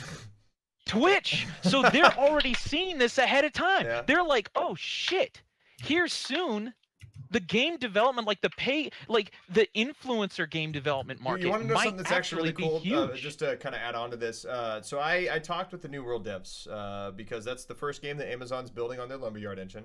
Really cool, Yeah. like open world, kind of like multiplayer game with, like, you know, so it's supposed to be player influence economy, player, like I don't want to say it's not Rust. The only game I can really compare it to is Albion Online, which is like this top-down, grindy, you know, open world, you know, PvP based game. It's kind of a fantasy game. And what they're doing, more importantly, any feedback that the content creators on Twitch, people who will stream their game, Yes. they're working extremely closely with these people, and anything that they desire Yes. to be in the game, they're taking that way above any game designer that is working on that project. Their game designers are the streamers, are the people who own and run communities. Those are the game designers. Those are the people they're looking to help develop their game. And I think that's fucking imagine smart as eventually- fuck. If you release a game with Lumberyard, look at how successful Fortnite has been. Oh yeah. And that game's free. And it has in-game monetization, Sure. I mean, which custom obviously skins is no big deal. what, Who cares? what makes. But imagine if you create a game, because this is what I guarantee you Amazon is doing. Amazon is going to take Lumberyard, and they're going to make it so it can integrate into Twitch. So that way you can create a game. I guarantee you what's going to happen here very soon is Lumberyard is going to come out with a whole bunch of free games. They're completely free. Maybe not even have microtransactions. Just free. And what it's going to be is it's going to be completely free, but it's going to integrate with Twitch. So that way, when you sub to a creator on Twitch or something, that's going to Give you some somehow kind of affect your bonus. experience in the game. Yeah. Something. Wow. Something. And that's going to change everything. Yeah. That's just one example, because Amazon's not the only company thinking No, about this. YouTube and Google are you- trying to this- do it too. Well, Google is YouTube. See, the thing is, as a streamer, as a casual player, you guys make up 0.5% of the community. But you see, that's the thing. That's why we're not talking about this just in terms of streamers. We're talking about this in terms of the entire player base. Because how many times are you going to play for? Let me put it this way. There's going to be less and less people that are going to buy a $60, $90 version of Battlefield 1 over and over again. There's going to be less and less people. Even if Battlefield 2 comes out and it still doesn't have mod support, and it's like, what I don't know, what are they going to do next? So they did World War II. Are they going to Vietnam or something like that? I don't know. Less and less people are going to buy it every single time, because it's going to be roughly the exact same experience, Sure. unless they start really pushing into like single player and they start doing the same stuff that Red Dead is doing, which I could see. But let me put it this way, like, if a free version of Battlefield 5 came out that's completely free, and you could like sub to people on Twitch, and that was like part of the experience, Maybe I like a guarantee badge you on your arm or everybody's something gonna- if you did. Yeah, dude, everybody would want to play that. Hmm. Look at Squad Ops. Squad Ops is successful because that community-centric model is already successful. Yeah. If you combine that with actual game development. And that's exactly what Amazon is doing. When you combine these communities, because these communities don't make up 0.5% of the market, like maybe the streamer does, but the streamer is a representation of a whole bunch of, is a massive community of people that voluntarily use Shrouder Ninja, for example. Anything that they do, they have hundreds of thousands of people following behind them. Be like, hey, I feel agree. the same way. I agree. That feel the exact same way. And the Yeah, thing exactly. Is, I mean, like, otherwise these guys could otherwise go. we wouldn't have communities. Sorry, continue. Oh, did I fuck your brain? No, I'm sorry. No, yeah, no.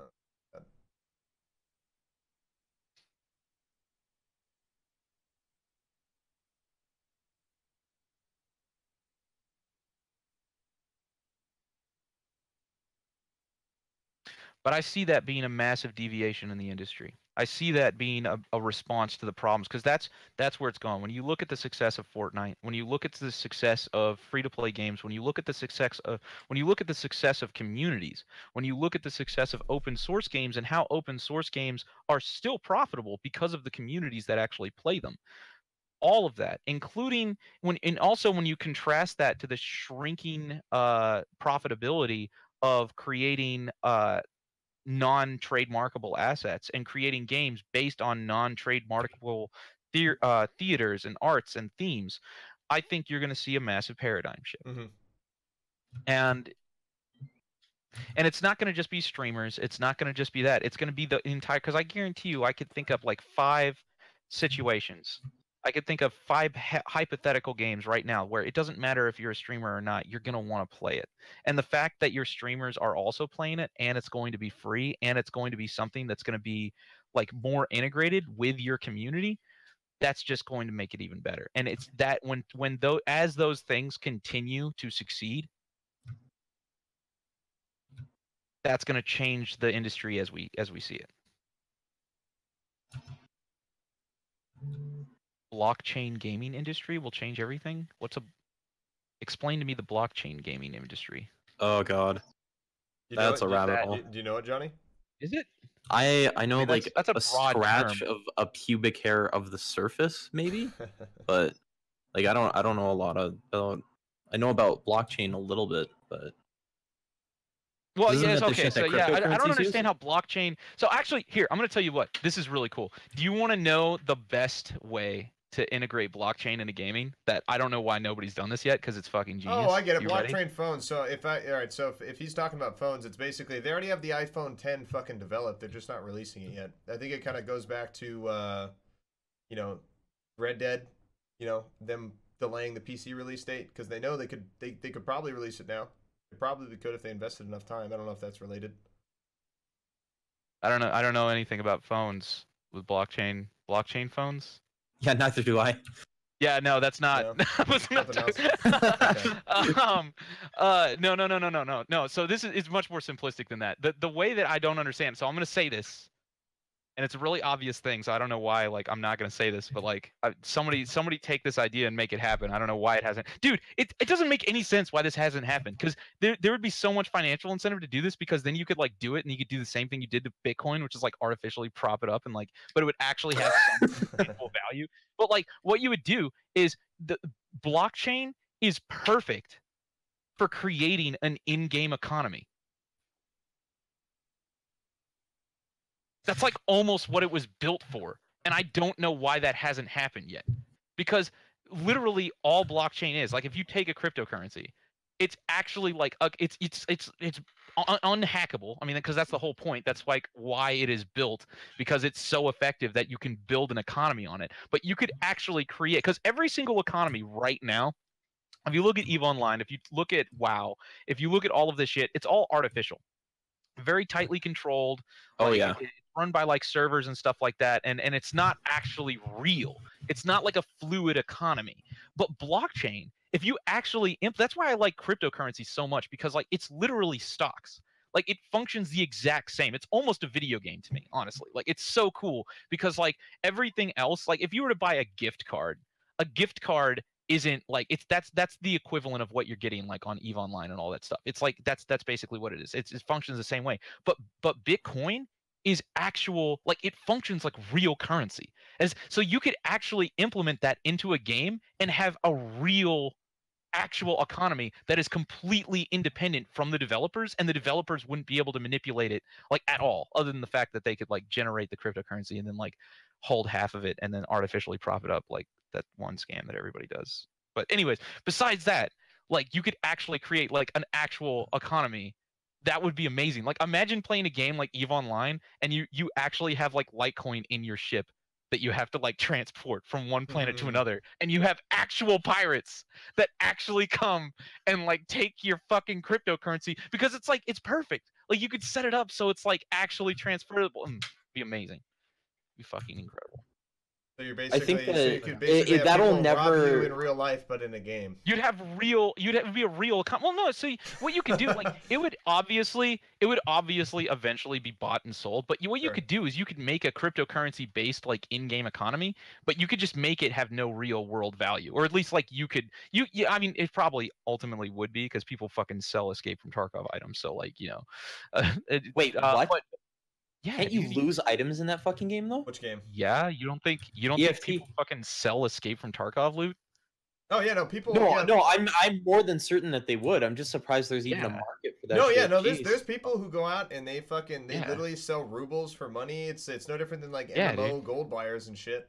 It's Yeah, the same yeah, shit. yeah. The So only like, if difference you is actually like use 'Cause I've like- heard of DayZ item selling, Yeah. but I've not heard of Tarkov No, item it's selling. that would be the That's- coolest it's- thing, because like it's stupid. Look it's, at the it's stupid rubles because in it's like it. it's all gonna get wiped again anyway. It's like it's stupid. If you buy, no, anyway. look at the cryptocurrency in EFT. Like you could actually pair that to a blockchain power, like a cryptocurrency, and it would get to the point where like, because isn't there like a big problem where you could like dupe currency and stuff like that, and there's like ways to like, because if you actually in made EFT. like a blockchain, if you made a blockchain backed in-game currency, it would be physically impossible to do that, so everything would be like real, so you could actually have like actual economic flow in a game, and you could even like analyze it. Well, I and there mean, would be, I feel like so many games have tried to do that. You know, like a lot of MMOs. Block Desert Online has like a crazy economy system. Yeah, I know. You want gambling accusations, start putting real money behind a game. That's true. Good point. But yeah, That's very true. Yeah, that's true. that's very true. That's funny though. Like you invest X amount of cash, and then that cash turns into money in game, which is actually worth real money.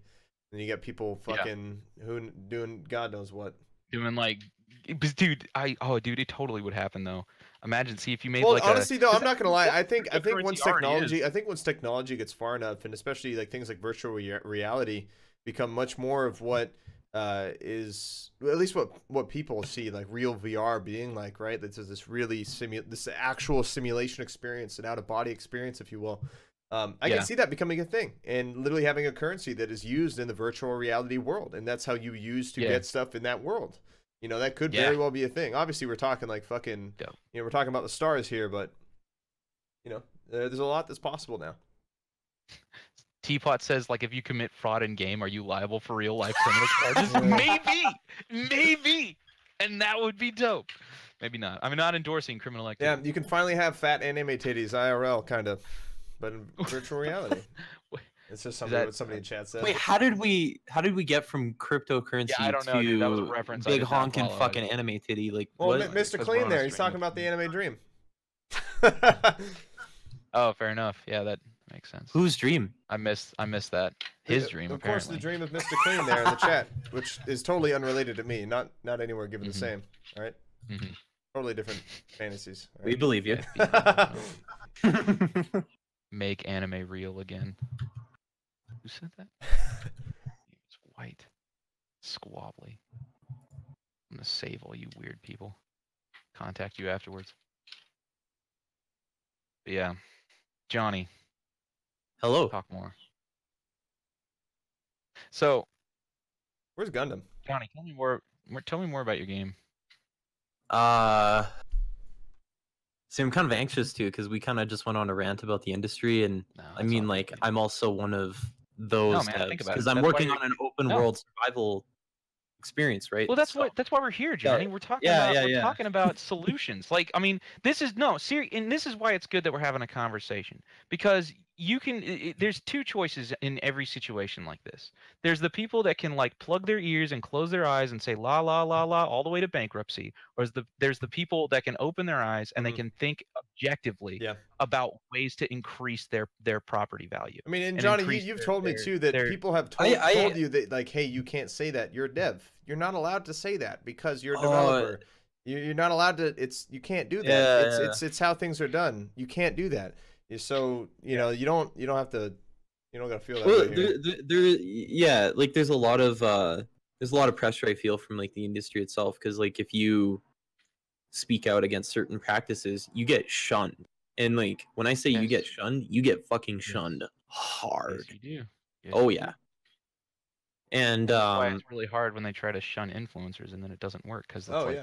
their yeah, you communities can't are like, yeah, no, we all agree, dude. Like you can't. But no, um you're right. well, I mean, you can't silence someone that has a voice too, right? But but yeah, anyways, like I think that microtransactions are kind of bullshit. Not releasing dedicated servers, like they're all kind of just really cheap cash grabs, and I think that they lower the value of your intellectual property as well. I think that when someone goes to buy a game and they go, holy shit, I can actually host a server and fuck around and I can mod my game. All right, yeah, I'll buy this on sale for, $20 or whatever. Sure. And then that's the only obligation I really want from people, is just buy it once, right? Yeah. And You I buy think the that's a game, little you own it, different it's yours. from yeah, and I think that's a little different from what you're doing, because you're doing like a lot of really open source development and stuff like that. And like Not always, but yeah. okay, yeah, because I don't know like a shitload about you, so like I don't want to make assumptions or anything and then have you go, No, you're you wrong. you should assume that I'm a piece of shit when I'm just gonna let you in on that right now. Terrible person. Same thing actually. Yeah, so it's a open world survival game with zombies in it. Ooh, I know, so original. It's on Unreal Engine 4, and again, Also, original. so original. Yeah, Original, dude. yeah. So, I mean, our goal is to just make a zombie survival game that isn't boring as fuck. I mean, there's like, and I think the bar is really low right now, and Oh, not only it's do low. n- It's lower than it's ever been right now. I know, and I don't want to make a game that just goes over that bar slightly, because that's not satisfying. No. That's Well, like I was just talking Um, about, you Here's what you you should guys do. are You know what planning you to should do? release. okay. Yeah. We're not like restricted on language we can use or anything, right? No. Like, okay, I was about to say, because it's like jerking off but not coming if you just get it over like the bar. Just stop it. Well, yeah, it's just like stopping right. Right before the It's like, why climax, would it's you? not worth it. Yeah. Why would you It's do that? self-harm, Why if not? Why anything. not? Why not fucking take it over and actually try and be the developers that pushed vehicles into that sort of game? Yeah. Why not be? And I think like it's like what you said though. It's like UE4 makes it prohibitively tricky, but like it's a very clean tool set. So Yes. vehicles and stuff, like we don't use like UE4's native system at all, because like you can't. I think it was like we tried crashing two cars into each other using their system, and we went flying, and we're like, "This is bullshit. We're not going to do that." Yeah. No, it's Yeah, it's a downside prediction, especially when you do like server authority stuff, where it's like you have to make sure that it's not something that's gonna like desync from player to player, and then also you have this issue where you can put a vehicle. Wait, hold in on, the Blue Drake. game, I gotta but- stop you. Deft here. Yeah. He wants to know why EFT doesn't have the maps, because that's the bigger issue here. Okay, we're talking about EFT something have else. maps? We don't give a fuck about EFT's maps and the fact that they're not out. Nobody cares. Oh. Anyway, going back to what you said. Hold on, I'm confused now. I think. I get distracted. I'm fucked. I'm So fucking I don't yeah. even know what you're talking about. You guys were talking about right, that's what I was gonna talk about. Johnny, UE4. I'm gonna tell you what you need to do, okay? I'm gonna tell you what What's you need up? to do. I'm gonna tell you how do you make your game amazing, okay? You ready? Predict everything. Fucking ready. No, not predict everything. What you're gonna do is, and this is what makes the most sense, is more companies. Let me put it. You know what? Okay. I want to be straight up. I'm gonna use this company as an example. I'm gonna use New World Interactive because I love New World Interactive. And New World Interactive is like the fucking golden boy. You want to know? This is gonna sound super fucking weird, but you want to know like 70% of the reason that I play Insurgency, and this is gonna sound super like bromancy, but it's totally true, and he knows it. Because you like the devs? Because I like Mikey. Because Mikey's fucking Mikey's awesome. a dope He's person. awesome. He's a good dude. And every single time I play Insurgency, I play with a bunch, and I like the community they've created too. I like the people. Mhm. I like I mean, there's always going to be that one like fuckstick in the game that's like hacking or God knows what. Yeah. But like for the vast majority of the time, I love Insurgency because like they're not trying to like ban servers. They're not like trying to get into fights with people. They're not trying to do anything. It's just a good experience. Yeah. And that's literally half of the experience of Insurgency for me. Because there's other games out there that I like more than Insurgency, Yeah, same. but I don't play them because I like the Insurgency culture better. Even if I don't like the Insurgency game as much as I could have if it was like had a couple of different things here or there, because everybody knows that like I'm super hard on for Project Reality and literally anything that's remotely like Yeah. Project Reality. It doesn't matter because New World Interactive has created such a great culture that it's fun to play just because of the people. Oh man, could you imagine Sandstorm's gunplay in like Project Reality style like battlefields? Dude. That would be a dream. Dude, no, I talked to them about that. I was talking to Mikey. They I was should like, totally Mikey, they should I was make like, that. I was like, why did you guys implement vehicles and then like not use them? Like in like you could have had like large open areas, but you didn't. It was like, See, I don't want to know. sound disrespectful. I don't want to sound disrespectful to either New World or No. the guys at Farm 51 who made World War III. But honestly, if those two games fucked each other and like created a love child, it'd be amazing. It would be so good. But with all that aside, here's how you're gonna do this, Johnny. Here's how you're gonna survive. Okay, more companies and more studios need to start crossing the line between being a community and being an influencer and being a studio. My If man, you want to survive, like you want to have a community play your game. Yeah. In fact, honestly, we have a make a fucking streamer huge account. Discord, and I'm in the fucking public lobby on the voice All the chat. time. Yeah, that's All how the you fucking should time be. because I love talking to my community. You know, when And people that's what it's gonna say be. like, You wanna- "Oh, hey man, I love the progress on your game." Saw last thing. It's my fucking. I'd dick is actually- hard I'd actually already. like to add to I this do- real quick. I love that shit, man. Like, I'd like to add to this a little bit because I remember back when I first started like working with the EFT devs. I was like one of their emissaries, which was like basically a bitch boy, community boy, essentially. Your job was to like spread the game's information within your respective country, and then eventually I did really well at that. I networked for Battlestate, and eventually they hired me as a PR guy for the West, to help network the English-speaking people and content creators. And over time, as I got to start talking with the lead dev, because eventually me and him just started conversing a lot, I convinced him, like, hey, you should be more active in the community. Like, you should talk with people. You should talk with the people who play your game every fucking stream. day. Should Yeah. play the game. Yeah, you should. Seriously, yeah. I can't tell you how many indie devs I know and how many studios I know where they made the game and I don't see them in a server once. Yeah. And I so, don't see them but streaming the game. ever man, since I'm making this game though, so I can be in that fucking server because like Yeah. this is a fucking Yeah. game I've wanted to play since I was 14. Like this has Yes. legitimately been a dream. So seriously, since Johnny, I was what you like a should do fucking is 14-year-old kid. you should make a Twitch channel. You should they already make, do dev streams. They're Mapper and No, Ask yeah, the Guy. He we- streams every Don't day. do dev streams. Don't do dev streams. Nobody likes dev streams. I like do, it. Here's what you do. Here's what you fucking do. Okay, you All right. create a channel and you play with your community like you would play with your community normally. Don't do a dev stream of like you working in UE4. Nobody wants to see that except for the nerdy people. Now, like make Fair. that like I would love to see that. But like put it somewhere where only those like in fact it would make even more sense. What you could do is you could have like a website or a YouTube channel where you upload like your dev blog updates and all of that stuff. But then have another channel where it's just you playing the game with your community because that's the point of it, right? Mhm. That's the point of the game. And when you look at a lot of people like Clean, when you look at a lot of streamers and stuff like that, I mean, this is the whole divide that I'm talking about.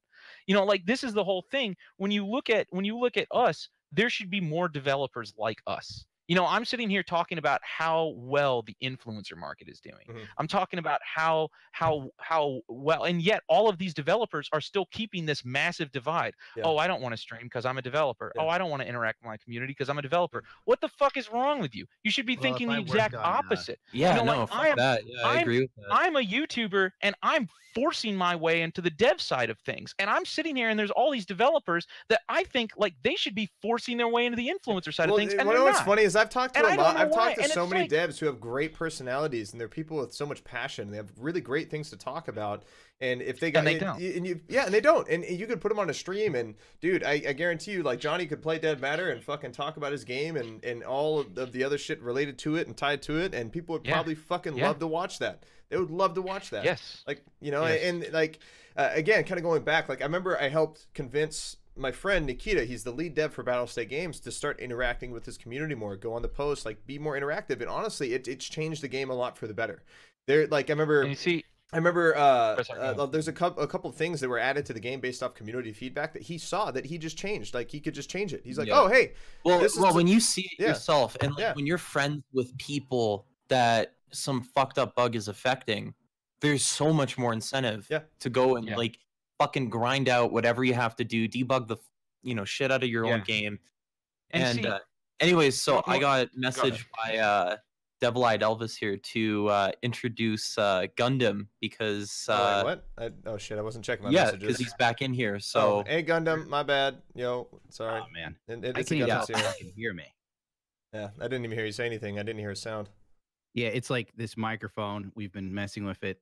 $600 of pure gold right here. Let me tell you. yeah, sounds Sounds fucking great. Sounds great now. Yeah. Well, hey, welcome. Yeah, if I dude. stuff Pleasure to my have you, face dude. into it. Oh, it's great to have. Like, listen here, Clean. Where do you live? If you live near me, we need to hang out. I live in Oregon. You look like the type of guy who gets chicks. I want to just get some pussy shrapnel off of you when you hit the club. Hey man, I'm not I thought you were interested. gonna say I'm not foreign interested in shit. You're like- women or dudes or anything for that matter. But I'll help. I mean, if you want me to Yeah, take don't- you you're out just somewhere, bait, my man. I'll take You're you out, bait. man. I'll just get some food. I'm not interested. I'm not interested in dudes, but we will go on a date, and I will romance you. You Well, will I you will just fall want in him love to with I these can teeth. I can give More you the a women. wild fucking ride, dude. You're gonna come home and your balls are gonna be ice. Are you know what I'm saying? That's what Oh my everyone's God. looking for on RuPaul's Drag Race. As you guys were saying about like the devs getting in and playing the games, personally, if I worked at EA and I had to deal with the whole mess that they have going on with Battlefield 5, I wouldn't play the game either. I'd wear a mustache when Fair I leave enough. the home. So I understand why they don't want to But that's a problem. Yeah, shouldn't you be that's- proud of the that's game that like you've the made? point, Like, right? Like, shouldn't you be Then passionate you're about doing that? if you can't go out into your own game and like play with your own community, you're probably doing something wrong. Mhm. And in As a man fact, who used maybe to the buy community Yeah. like maybe the community would actually have less of that if they actually knew the developers who were making their game more and felt like they were being heard and felt like they had a Yeah. personal connection with the people making the game instead of feeling like they're being taken advantage of by these people that are just released. And that's the other thing, like we said before, a lot of the people that are making these games aren't even the ones that are like the face of these games. So, and the community can feel that. So like every single time they're like Yeah. working with a PR rep or somebody who's paid to promote Battlefield, they can feel that that's not genuine. And every single time that I talk to one of the programmers of like any of these games and stuff like that, I immediately feel that genuine attitude. I don't know why, but all they're that makes me think literally of is not the allowed to like disclose. all that It's makes me think of ridiculous. is the last DayZ dev stream that they had before they released like 6.3 on the stress test. The only time when they sounded excited about anything is when they mentioned the console version. Like that's the only time they looked excited. The entire time they were talking about the game, there's like, oh, and yeah, the console version, and they lit up and like they were like started talking about it and they're all excited. And I'm like, but base building and cars. You I know, mean, the guns. if I Console if gamers I had to love port everything they get. yeah. if I had to port that fucking engine to console, I'd be pretty proud of it, no matter like how it ran at that point. Right. Is that engine, Jesus? Like imagine trying to like shove Daisy into You know, a fucking. I will say this: that controller I've talked to a setup. lot Like, of that is fucking like, at least they can be proud of that. But like, Yeah. they're missing the fucking point like so hard because like, what is everyone there for? They're there for like the development that they've been following for the last 5 years, not Yeah. like, the console shit. And Yeah. they're like lapping it up anyways. So It makes me think of oh fuck, I lost my train of thought. God damn it. Okay. Oh, yeah, okay, now I remember. But one thing that I do want to compliment them on is their new mod tools that they're releasing. Because I've talked to quite a few people who are modding DayZ right now, and I know these guys who are making this like big overhaul Stalker mod. It's gonna be like this big open world, you know, basically a Call of Chernobyl experience but multiplayer. Oh, that's awesome. And they were telling me how easy it is to develop things and how almost everything, like the logic of the game, is like right into the script, and that anything that's about the game they can just change no problem because of the mod tools that they gave them. And like right now they're working on the map, and it's so easy for them to port straight up assets from Stalker X-Ray Engine and just put it into the game, no problem. It's easy for them. Like, takes a little bit of work, maybe not easy, but you know, they can do it with little to no problem. Relative. Yeah, it's easy. It's with low amounts of problems. And you know, they have other architecture coming up with their AI and you know all this other kind of tools that they're going to be giving them. And I think that's great. And you know, DayZ is one of those games that, in my opinion, sparked a reason why we see so many shitty open world zombie games. DayZ is the reason why we see developers who are AAA studios who are now releasing games that they've hardly put any money into and now making tons of money, because DayZ managed to sell fucking 3 million copies in a month when the game hardly had any work put into it. And they're like, wow, we made all this money so quick and we didn't even do anything. Wow, these guys are dumb. Let's keep doing this. And so then all these other early access games came suit afterwards. And you could see a trend start to set even with the AAA studios. A lot of the games that they were releasing, they maybe weren't early access, right? But they're full of fucking bugs. It's something that we've already seen before. Like maybe the only thing that's different is maybe a couple animations and you know, like textures and shit, right? A lot of the assets, they're just kind of flipped around. You know, and it's really sad. Are you telling me you don't want a working microtransaction store? How dare you, sir? Oh, God damn it. Oh, man. It's like the game launches a mess, but you can still buy a skin as soon as it drops. Yeah, you can't reload, but you can buy a skin, though. Who wants hats? Oh, I do. The gaming industry is such a shame. It used to be so much fun. I see a lot of people saying that developers can't play with their community because they're too busy making the game, and that's absolutely not true. There's no. Listen to me. There's a couple of reasons that that's not true. He's going to out I'm not saying there's a different. There's a different, because you can say that. You can say, oh, the reason the developers aren't playing, the developers aren't, because if you're saying that, you're looking at this all wrong. You're looking at this all wrong. Okay. Yeah. Because we talked about this before. Clean. You're a full-time streamer, right? Sure. Does anybody pay you to be a full-time streamer, or did you make that money yourself? Made it myself. Exactly. So when you've got this business model where, as a developer, you can actually financially justify working with your community, like, think about this. Like, I made full-time wage off of playing like Project Reality and playing these other games, and I had a bunch of developers that would come to me and they'd be mad. They'd be like, why are you like monetizing this game? And I'm like, dude, why aren't you? You know, like, for real. Like, it's not like I'm stopping you from doing this. Like, why aren't you doing, like, I'm not even against this. Like, I'm sitting here making Project Reality videos and stuff like this. If you're a developer, like, and a lot of these guys, like, they're only part-time. Like, they're part of this development team, and they're making assets, and they have this passion, you know, and they would actually have the ability to make gameplay videos and then make a video every so often, be like, hey, look, I'm making this new update and all of this stuff. Well, also, but you've got all of these game development channels where all it is just like a dev blog once every 2 months. And Star yet Citizen. their channels, like, look at fucking Space Engineers. Space Engineers has got like, how many subs? They've got like a fuck ton of subs. Hold on, let me look at this. How about Space that Mountain Blade, Engineers, though? When are we going to get that shit? Right? I don't know. I don't follow them anymore. But like, I'm sitting here and I'm looking at Space Engineers' channel, and they have no, not Mixer. Jesus, are you serious? Not interested in Isn't Mixer a dating app? God. Space. Somebody help me find the URL to Space Engineers' YouTube channel or whatever. Here it is. They have got 112,000 subscribers. Okay, 112,000. Okay, you want to know how many views they got for the last 30 days? Let's hear it. Don't keep us in anticipation, sir. 60,000. 60K, that's it? They got 60K and they've got 112,000 views. They could be posting You way could more literally- videos. They could be posting videos daily. They should be posting way more. Daily. You should hire a person where he's a part-time developer and his other part-time job is he's just making the fucking videos that literally the rest of your community is making anyways. It's financially sustainable. Like you can actually, and on top of that, it's coming from. I guarantee you, if the coolest thing is too is if you're a dev doing this, you have exclusivity to the game and content. You got exclusivity. You can show off it shit makes that so people much sense. you can show off shit people can't even see yet. You know, and that's Get actually wrecked, PewDiePie. You know, funny enough, that's actually something. That's actually all of these other YouTubers are fighting over exclusivity and stuff like that, but the developers aren't taking. And that's one of the reasons that we're pushing into game development because we want to make our own. We've already got our own community. Sure. We've already got our own products and all that stuff. So like people love the stuff that we talk about. People love the stuff that we do. I can do a dev blog update on Harsh Doorstop. It gets 20, 30,000 views, and then I can go ahead and play Hell Let Loose. You know, because I've actually got a community that I can maintain. And if you're a development studio, there's no reason why you shouldn't do the same thing. Like if you own a game like Space Engineers, or you own a game like Project Reality or Squad or any of this stuff, there is nothing. And you've got a channel that has 50, 100, 200,000 subscribers, and you're only getting 60K views because you're never uploading, but you're also complaining about like how your community like doesn't like have a personal connection with you, or you're getting mad at all of your influencers and how your influencers like have more say over your community than you do. It's because you're not interacting with them. Sure. And if you're gonna go and hide out in your little fucking room in your little castle and not interact with any of your community, but then get pissed off when you're why are they complaining about my game? I don't get it. Exactly. I don't get it. Why I aren't don't you understand. interacting with your community? It's Why- fine. so We tested it.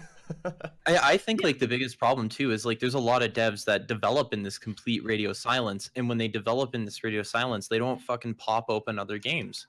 And I think like that's a big fucking problem because like if you code it yourself and you stare at it for like 5 fucking hours, if there's something that's kind of fucky, like let's say like there's too much like lag on the fucking arms or whatever when you're moving around, but you just don't notice it because you haven't played a different game that actually does it better more recently. Like you end up kind of compiling all of like these really weird like user experience mistakes and shit like that, and you end up with kind of like a weird game if you don't, you know, take that feedback and use that. I think like my game would be a fucking steaming pile of shit if we didn't listen to the community on a certain like few things, because like there's like things that people pick up on, and like as soon as you take care of it, it's just so much better after that, man. I also think it's important if you're testing out a game, you know, you need to have a dedicated group of people who really understand your product so they can give you quality feedback, because a lot of people who bitch about games, they don't even fucking play the game. They're just bitching because they're mad. They quit. They're like, oh, damn, I died to this bug. I'm not playing this anymore. I'm going to go complain on a stream or on a Reddit or something. And they no longer play the game. They're no longer able to give like legit feedback because they're just be like, they're literally just and giving up. someone said in the chat, communities can be garbage as hell, and it's about how well you run it. Yeah. You hear that, Bethesda? Hire me. and then no, exactly. And Stalker here says, that maybe the developers do want to do that, but they just can't have permission because they need permission to talk about the game. And I say that's the problem. Yeah, that is a problem. At the very beginning of us talking about all of this, it's like, look, it's getting to the point where, especially in this saturated market where every single game is the same, the biggest differentiation between these games are the communities. You know, like the community is literally half the product. And I've gotten really frustrated because it's gotten to the point where even though the community is half the product, like you've got all of these streamers, and not even just streamers. It's not even about, because I don't like using the word streamer because the word streamer like hints that all you do is stream playing the game. And that's not what we're doing. Look at what Clean's doing. Look at the infrastructure that he's setting up. Look at the infrastructure that we're setting up, not just hosting servers, but onboarding people, interacting with people, training people to play the game. One of the biggest examples that I look at is when you look at Squad and you look at Squad Ops. Squad Ops has their own. Have you seen some of the stuff that their competitive scene is so cool. Have you seen their website? Yeah, it's Have you so well seen done. like the automated onboarding system and the training events that they do, and then they upload videos of their events every single day? Why the hell aren't the developers doing that? That is because it is getting to the point where that is half the product, where the communities in that kind of interaction is half the product. What you It's got, all Gundam? about shareholders, not us, dude. It's Yeah. about the people with the money. We are like second-class citizens. You have It to be comes down publicly- from the top. You have to be They publicly want traded to have just shares. put out homogenized garbage because a focus group says, well, people like this about our game. And then another company looks and goes, well, this is popular. It's made money. Yeah. Fortnite, let's do it. Well, that's Like, the we're thing. fucked. It's these game designers. It's these people who have no facet in actually how to make a game or code. And they like, again, I was talking about this earlier in the podcast. And you probably like this, Gundam. Steve Jobs said this the best. He said, when you get a group of people who are so focused on making a good product and making sure that the product is good, and then that product sells, and people like that because it's a good ass product. Eventually, some people who may step into the picture who are good at publicizing and marketing that product, maybe they get in charge, or maybe the person who makes the product decides, I don't want to work on the product anymore. I just want to make decisions about the product. They no longer look at it as a good product. They look at it as a product to sell. It's no longer something they want to refine anymore. Look at what Bethesda did with Fallout 76. How long have we had the Game Bro engine? Why the fuck do we still have that? Why is there engines out there with better technology that can support over 60 frames and not fucking break the game? And why aren't you using it? Why not? Yeah. I think it Because they're relates saving to money. Yeah, they're saving money. They spend all of that because a majority of their budgets now for a lot of these bigger studios, man, they it's all in commercials. It's all in little YouTube videos. Skeleton It's crews. paying. Skeleton crews. Yeah, skeleton crews. It's paying streamers to play your game. I guarantee you, when Shroud played like that one day when everybody was streaming Battlefield 5, I guarantee you, Oh, yeah. 500,000 was put out. I guarantee you, they paid 500,000 just to get the streamers to play it. Not because the game's fucking good. Not because the gamers are actually excited about it. It's because they got paid. That's it. They Amen, got brother. paid. They got paid.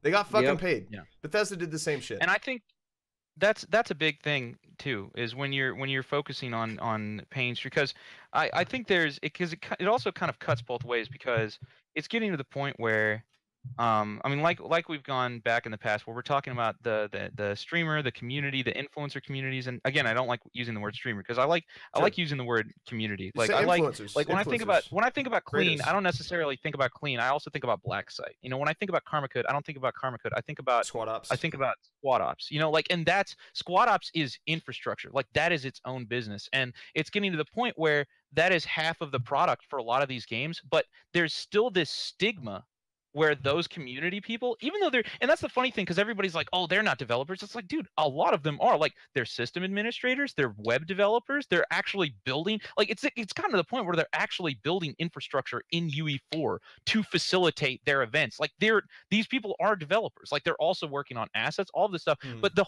all of these communities are still treated like they don't deserve the respect of being part of the product, of being part of the But experience. don't you have a phone? Unless You you know, got a name behind don't you it. got I a can't phone? tell you how many times.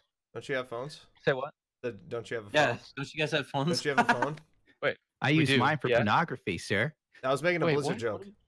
I know. Oh, He got it. oh, They got yeah, it. what right. else No, would I use exactly. My phone for And I except think Twitter and it's getting, cranking my hog. when it gets to the point where you create this game, and it's getting to the point where the reason that the people are playing the game isn't necessarily because of you or your game. It's because of your community that are hosting the servers, that are building the events, that are building the communities, that are building the websites, that are building the plugins, that are building the systems. And these communities.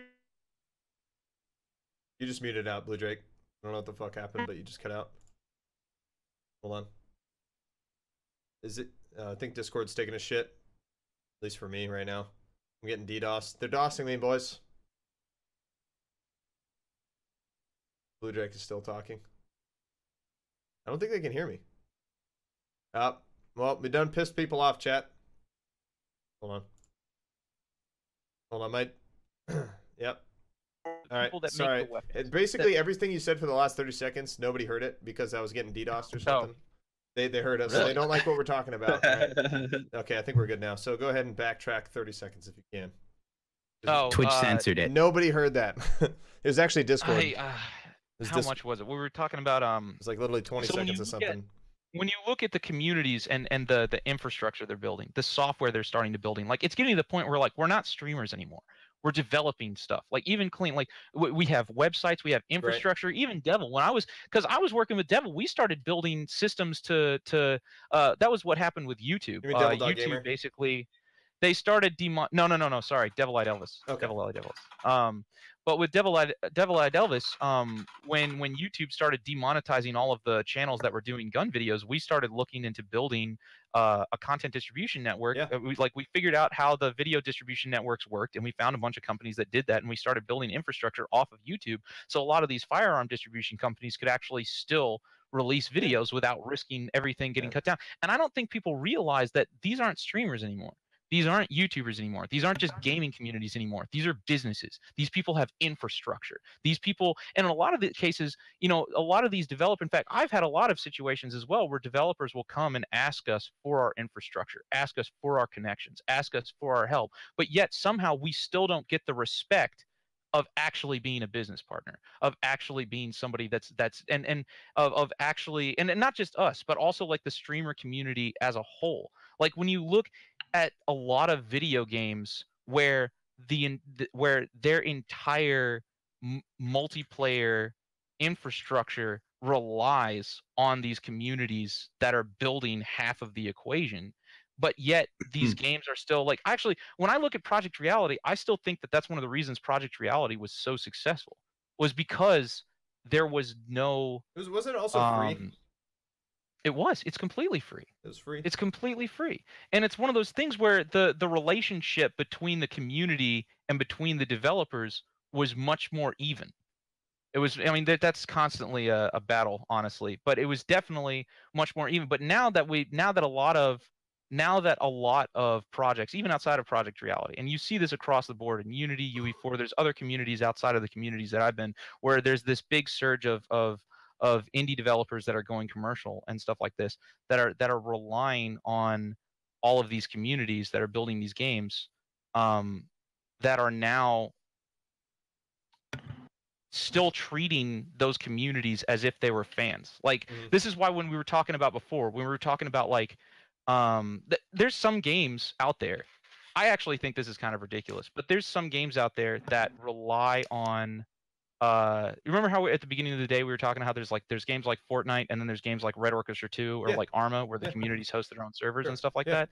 There are some games now where you have to apply for the privilege to pay for a server for that game, and it's like you're applying to get a server to host it. And the whole idea is that that they were saying is like, oh yeah, we want to make sure that all of the servers are like high quality, and there's no servers that are doing anything that we don't want them to be doing. Right. And it gets to that point where it's like, look, dude, if you're gonna do that, pay for your own servers.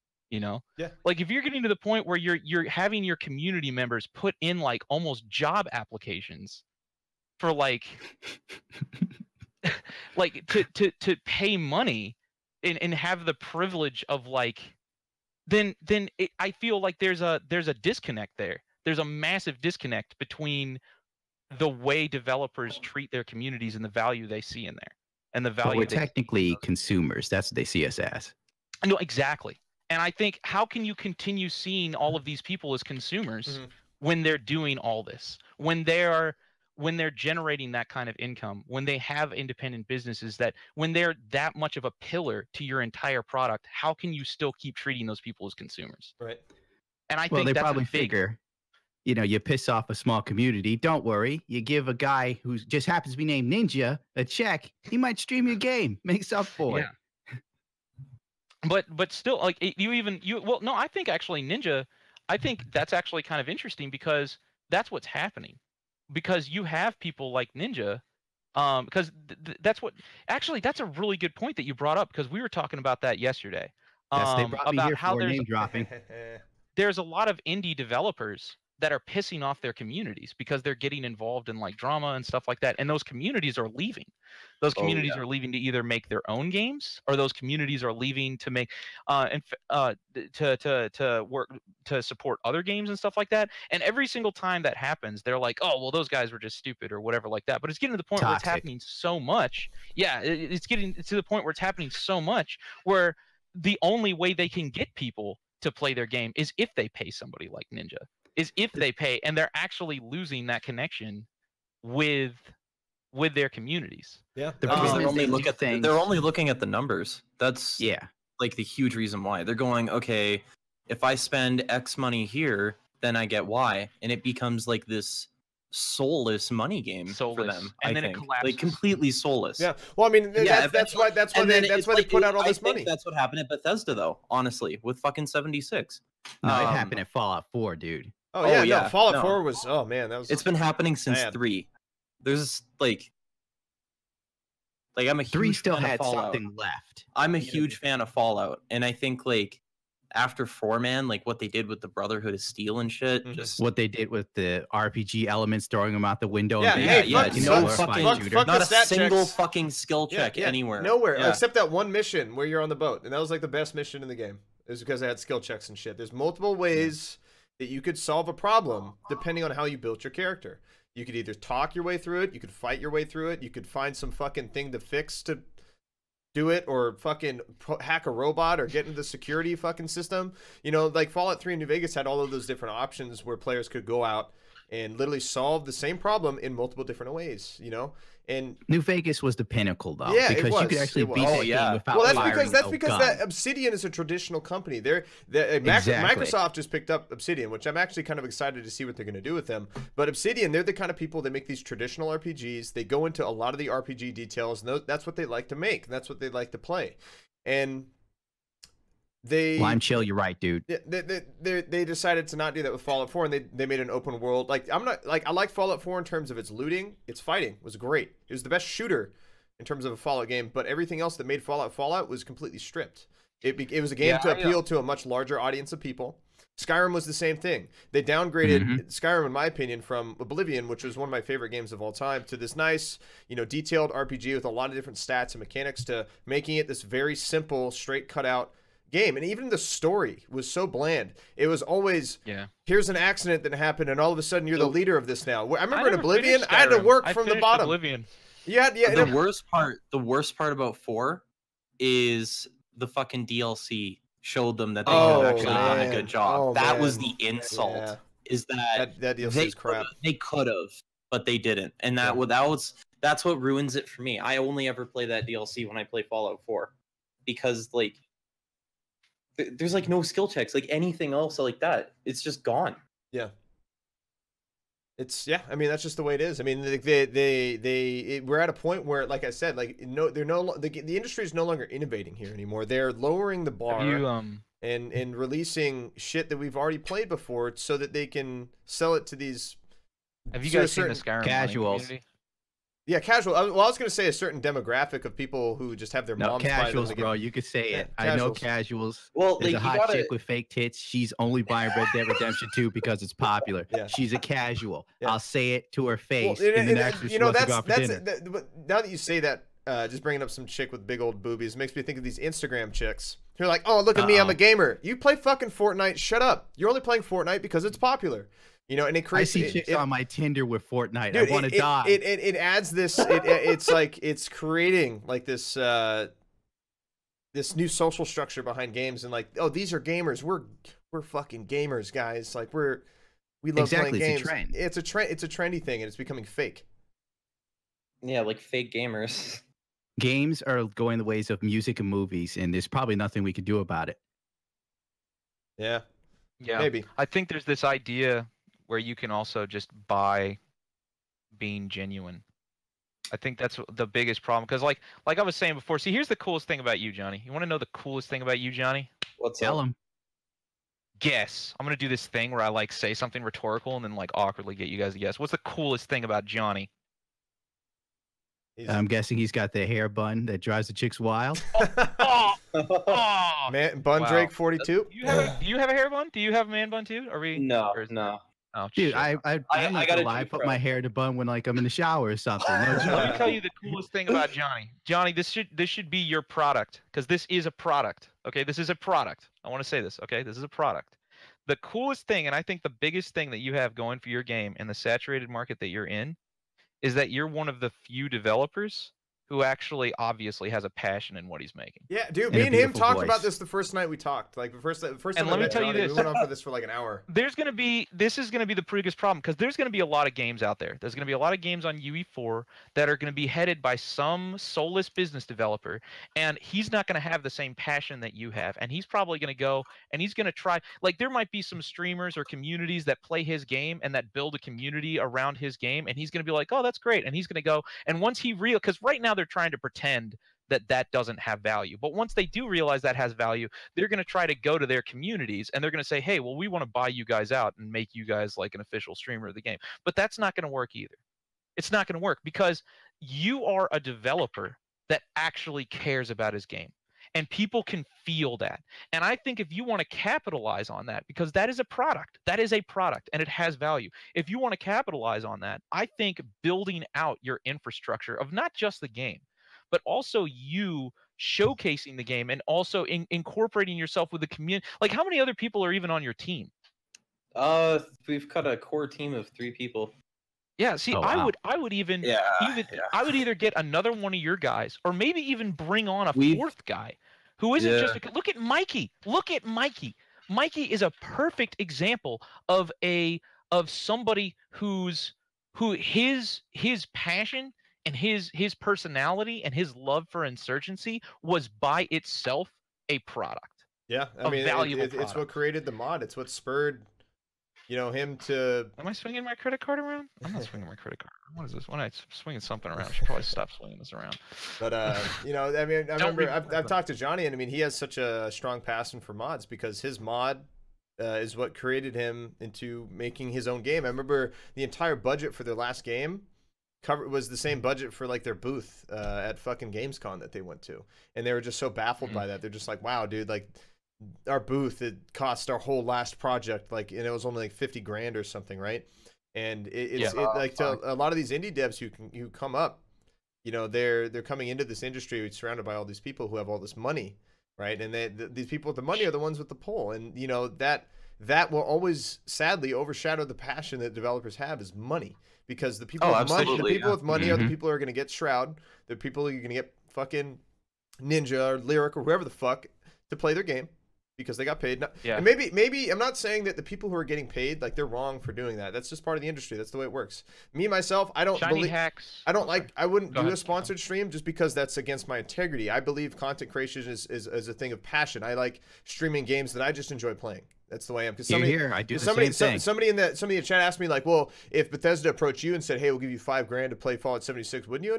No, I wouldn't. It's an integrity thing. I do fine on my own. I've been doing fine for 2 years so far, and I still make enough to sustain myself just fine. I don't need any extra money. The shiny hack says that's pretty unfair though. Most Yeah. devs have a passion for what they're making, and I say then show it. If the developers have a passion for what they're making, then there's other ways to incorporate. Because think about it this way: if you've got an amazing game, right? Let's say you've got let's talk purely from a market standpoint, from a product standpoint, because passion is a product. In fact, I built me, Clean, other people, streamers, communities. Passion is a product. That is what we bring to the table. It is a product. And there's a lot of developers out there who I agree they have that passion. Mhm. But it's the same thing. It's like if you make a great game, but you leave it in your basement and you never put it on Steam, then yeah, it's not going to be successful either. And if you've got passion for your product, but you've got passion for your development, you've got passion for your stuff, but you're not spending the same amount of time that your community members and your streamers are spending out there on the front lines every single day, building personal because I've gotten to the point where like it was the same thing back with like Project Reality, where it's like people would get mad. They'd be like, oh, why are you making money off this Project Reality? It's like, dude, why aren't you? Mhm. You could be doing the same thing. I'm out here making personal relationships with what you think are your customers. I'm making personal relationships with these people. I'm on the front lines. Well, you I'm want to know building what the part of the issue is infrastructure. too, and this is actually something I've talked to. If these people have passion for their game, then show it by doing that too, because nobody's stopping you. No one is. Yeah. And if Or at you least can't listening to do the it, community. Yeah. then Be that's involved a with your problem. community. if you're saying, oh, when I want to, but I can't because I don't have the personality or I don't have the confidence, then that's a problem. And your product value is going to deteriorate because here soon, if you're making a game that's the same thing as everybody else, the only reason people are going to buy it for you is if you have passion in your game and if you have the ability to interface with your community. And if you don't have that, well, then good luck having a game that's drowning. And that's it. And that's a hard pill to swallow. That is a very hard pill to swallow. But it's a real pill. Well, and that's the reality. Another issue too is I've actually talked with a lot of my friends at Twitch because I know a lot of people who work there. And usually when I go to Seattle, like for PAX, I don't go there to meet devs or anything. I go there to hang out with my people at Twitch because I just like hanging out with them. They're fun people. We smoke pot and eat food and chill. It's just a good time. But you know, I talked to them and we talk about a lot of industry stuff too. And something that Twitch actually has an issue with is management for their creators. We have these people stepping in, becoming a middleman for certain creators, and these are their managers, and they make 20% of everybody that is under them. They make a cut of their revenue, including donations, everything. Like a couple of buddies of mine, they have managers, and wait, who is this? I'm not going to drop names. I think you can't drop any names. I just know. I guarantee you guys like Shroud, Lyric. These guys have managers. They have people who get them their sponsored content. They said, "Hey, we were contacted by so and so. They're going to give us 50K for you to play Fallout 76 tomorrow for the whole day or something." And like that's what they do. And what the problem is that the developers who are really genuine and they want to reach out to these creators, they actually have to go through these fucking managers in order to get connected to the creator. And these managers are going to be like, hey, well, that's going to cost you. That's going to cost you. You want them to play the game? That's going to cost you. And it's like dealing with Van Halen in 1970. What the fuck? Yeah, and it's kind of shitty. And Twitch has issues with this because they don't like the fact that there's people out there scalping their talent. You know, they don't like that. And at the same time too is like if you get these people to take on these sponsored streams, which again I'm not saying this is wrong, I don't think that's wrong. It's part of these. The reason why they introduced bounty boards, which is a new Twitch feature for streamers to essentially go after sponsored content as long as they meet a certain viewer requirement, that is a way for people to break through the middleman and not have a manager to take 20% of your fucking revenue. You can just go out and get that sponsored content because that's what the developers are looking for at the end of the day, or whoever's trying to promote something. And so what I've done with Blackside is one of my core philosophies behind Blackside is it's a business to basically manage and provide opportunities for content creators to connect with developers in order to play their games without taking anything out of the content creator's pocket, nor charging the developers to actually pay to get the streamers to play the game. And not only that, I manage quality assurance testing groups for early access games. We did that for Scum. We sat down, we played this, like one of my mods, which is a massive service. He had over 100 hours. He had over a fucking 100 hours in this game before anybody could even play it. And a lot of the feedback that we gave the quality assurance Scum helped them with their release. And then we did a lot of their marketing and promoting for them with their restreams. And that helped them, and that helped Devolver lead to one of their best sold games ever. And it's all just guerrilla. It's all just guerrilla shit. It's just all in-house, very small. It doesn't have to be super complicated. You don't have to pay a lot of money for it. It's it. And so then the other side of that too is that a lot of content creators will try and go after content creators, content creators will go after developers in their games. A lot of people who were testing out Scum, none of them put in the amount of time that me and my people did. None of them. They got in, they played it for a couple hours, and they're like, oh, hey guys, they would go on the stream and say, hey, I'm playing Scum, I'm learning about it, I'm doing all of this, I can't wait to show it to you guys, but it's all fake. And then that's when you get content creators who are looking out for themselves, trying to use developers' games as a tool to step themselves up, which again isn't wrong. That's competitive, you know. That's just how it goes. But it sucks because there's just so many issues. There's so many reasons why, you know, developers aren't getting, you know, the attention they should if they have the passion in the games that and not only passion but talent too, because developers have to be talented. You can have passion, but if you don't know what the fuck you're doing, you're not going to make a good game. You know what I mean? And a lot of these developers maybe have talent and passion, but they're getting either cut out or they're being like shoved down or signing contracts that don't allow them to actually communicate with the fan bases or they're so afraid of being like punished or having some kind of consequence for showing passion in their game that they don't, and they just kind of work in the basement while some larger business developer takes everything. Absolutely. Yeah. And I think a lot of those people, a lot of them are leaving those companies and they're actually coming to influencers and saying, hey, yo, look, because look, I know a lot of people. I'm going to tell you right now. So a lot of the guys that you guys have been looking at, like with Escape, because you did a stream the other day looking at Escape from Tarkov. and a lot of their models that they created and Mhm. stuff like that, I guarantee you that, because I know lots of streamers and YouTubers out there that are making hundreds of thousands of dollars a month. Yep. A month. That is not a rare thing anymore. That is a No, lot. not at all. I mean, They run being a entire creator is a they bigger deal than run it's ever entire has business. been. And Well, imagine this. I hear you Imagine, tripping, Hazard. you could bring over a 3D asset modeler, somebody who does all of the 3D artistry for all of those weapons, and you could pay him. There is more than enough people that I know, and I actually hook up a lot of developers with these people. This is part of the job that I do. Is I have a lot of contractors that come to me and they're like, "Look, I've had a bad experience. I want to get out. Mm. I want to find an alternative way to either do freelance or have some kind of relationship with somebody in this new influencer industry, so I can at least start like being forward thinking about where the industry is headed." And there's a lot of influencers out there, or communities and people like that, not just influencers, not just single people, but in communities. Like, Sure. again, when you look at Blacksite, when you look at the squad ops, when you look at these people that have like combined like, I mean, because you're not the only person that makes a full-time, you're not the only full-time streamer in Sure. Blacksite, No, right? pretty much Yeah, so everybody there's- on my team who is Blackside team, Yeah. they're full-time streamers. That's what they do. You guys could have an in-house 3D asset developer. Sure. And No, he could go through sure. and he could make all sorts of stuff every single month, and he would probably, and you guys probably wouldn't even put him into a basement, and not, you'd probably be like, "Hey, yo, Put him down there with Charles Brobo made and this Seth." every single day," and you're gonna put him on the front lines and say, "Hey, look at this guy. This is our dude with Blacksite making stuff. Isn't this great?" And then you could do whatever you want with that. You could make mods with that stuff. One of the things that we're doing is we're hiring people to make assets, and then we're gonna put a lot of those assets up on the thing. So it's like, "Hey, here's an AK-47. We're gonna use it in our game, but if you want to use it anywhere else, have fun." No, do it, because I don't really care. And if you make it, tell me, and then I'll play it on my channel, and then I'll make the money that I make from covering all of your content and continue hiring more people to create more free content that everybody can use that I can cover anywhere. It's a viable, functional business model that is starting to get to the point where it's not only competing with the actual game development industry and the paygate industry, but it's starting to overtake it. It is going to start overtaking it. Not now, maybe not in the next year or so. I mean, I don't have, the problem is that we don't have clear data on this. I can't just pull up like a one big number of how much money is in game sales, and one big number of how much money is in like influencer and streaming and stuff like this. But it's going to get to the point where it will overtake it at some point.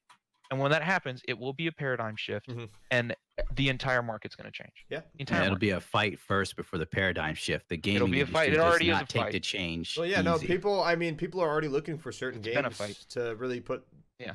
attach themselves to. I mean, like I've already reached out to a bunch of different developers. I mean, like I said, like Johnny, for example. Like I reached out to Johnny because like I'm personally very interested in his game. I think it's something that I've always loved, zombie survival games. He loves Project Zomboid. Project Zomboid, in my opinion, is like the best zombie survival game that's ever been released, because it's really good. It has everything you'd expect. I mean, and there's so much shady shit though in the industry Mhm. that, like, when you reached out and you're like, "Hey, I really want to help you," I'm like, no, you told me, you're like, I don't trust Yeah. you. You look like a snake. Yeah. You told me you look like a snake. Like, I don't know if I could trust you. I didn't say you look like a fucking snake. No, I know. No.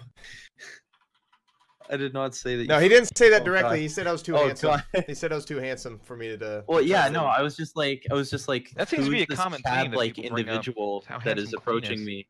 This, you know, you this told me Chad my guy can't suffering to hell game. Wall Street came to you. No. Oh God, a classic movie line no one got. Sad days. I didn't hear it. What was it?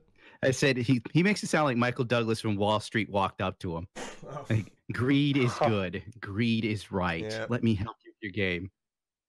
No, like, you get, like, we got tons of emails after our Kickstarter from just like the most, like, it was either an obscure like investor or like just really kind of bad deals. I'm a prince I would from say. Nigeria. I have $20 million. I'd like to support game. That's Hello, actually- my name is Yeah. Patrick Sutherland. You might have heard of me. I mean, and again, that kind of ties back to, like I said, content creators looking to developers to just use their game as another stepping stone to kind of up their viewers or their subscriber count.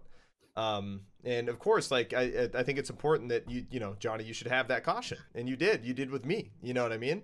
And that's Yeah. perfectly reasonable. There's no reason to not feel that way. You know what I mean? I think. Well, that's my actually entire smart. goal is just keep the project like don't ever lose sight of like the goal and like just always kind of Yeah. keep pushing forward and Absolutely. take every action that you have to take that move, you know? See, I hate chat. what you All right, hey, derailed chat. it. The It's joke not was being that I'm a Nigerian prince, but it's actually some fucking Russian dude behind it. All right, get it? All right, whatever. Someone wrote, this guy named Slav King said, they should ban Clean for making straight men gay with his handsomeness. These are the comments I wish I got in my chat. God damn it. That's how you know you're loved. Good meme. Good meme. It's a good meme.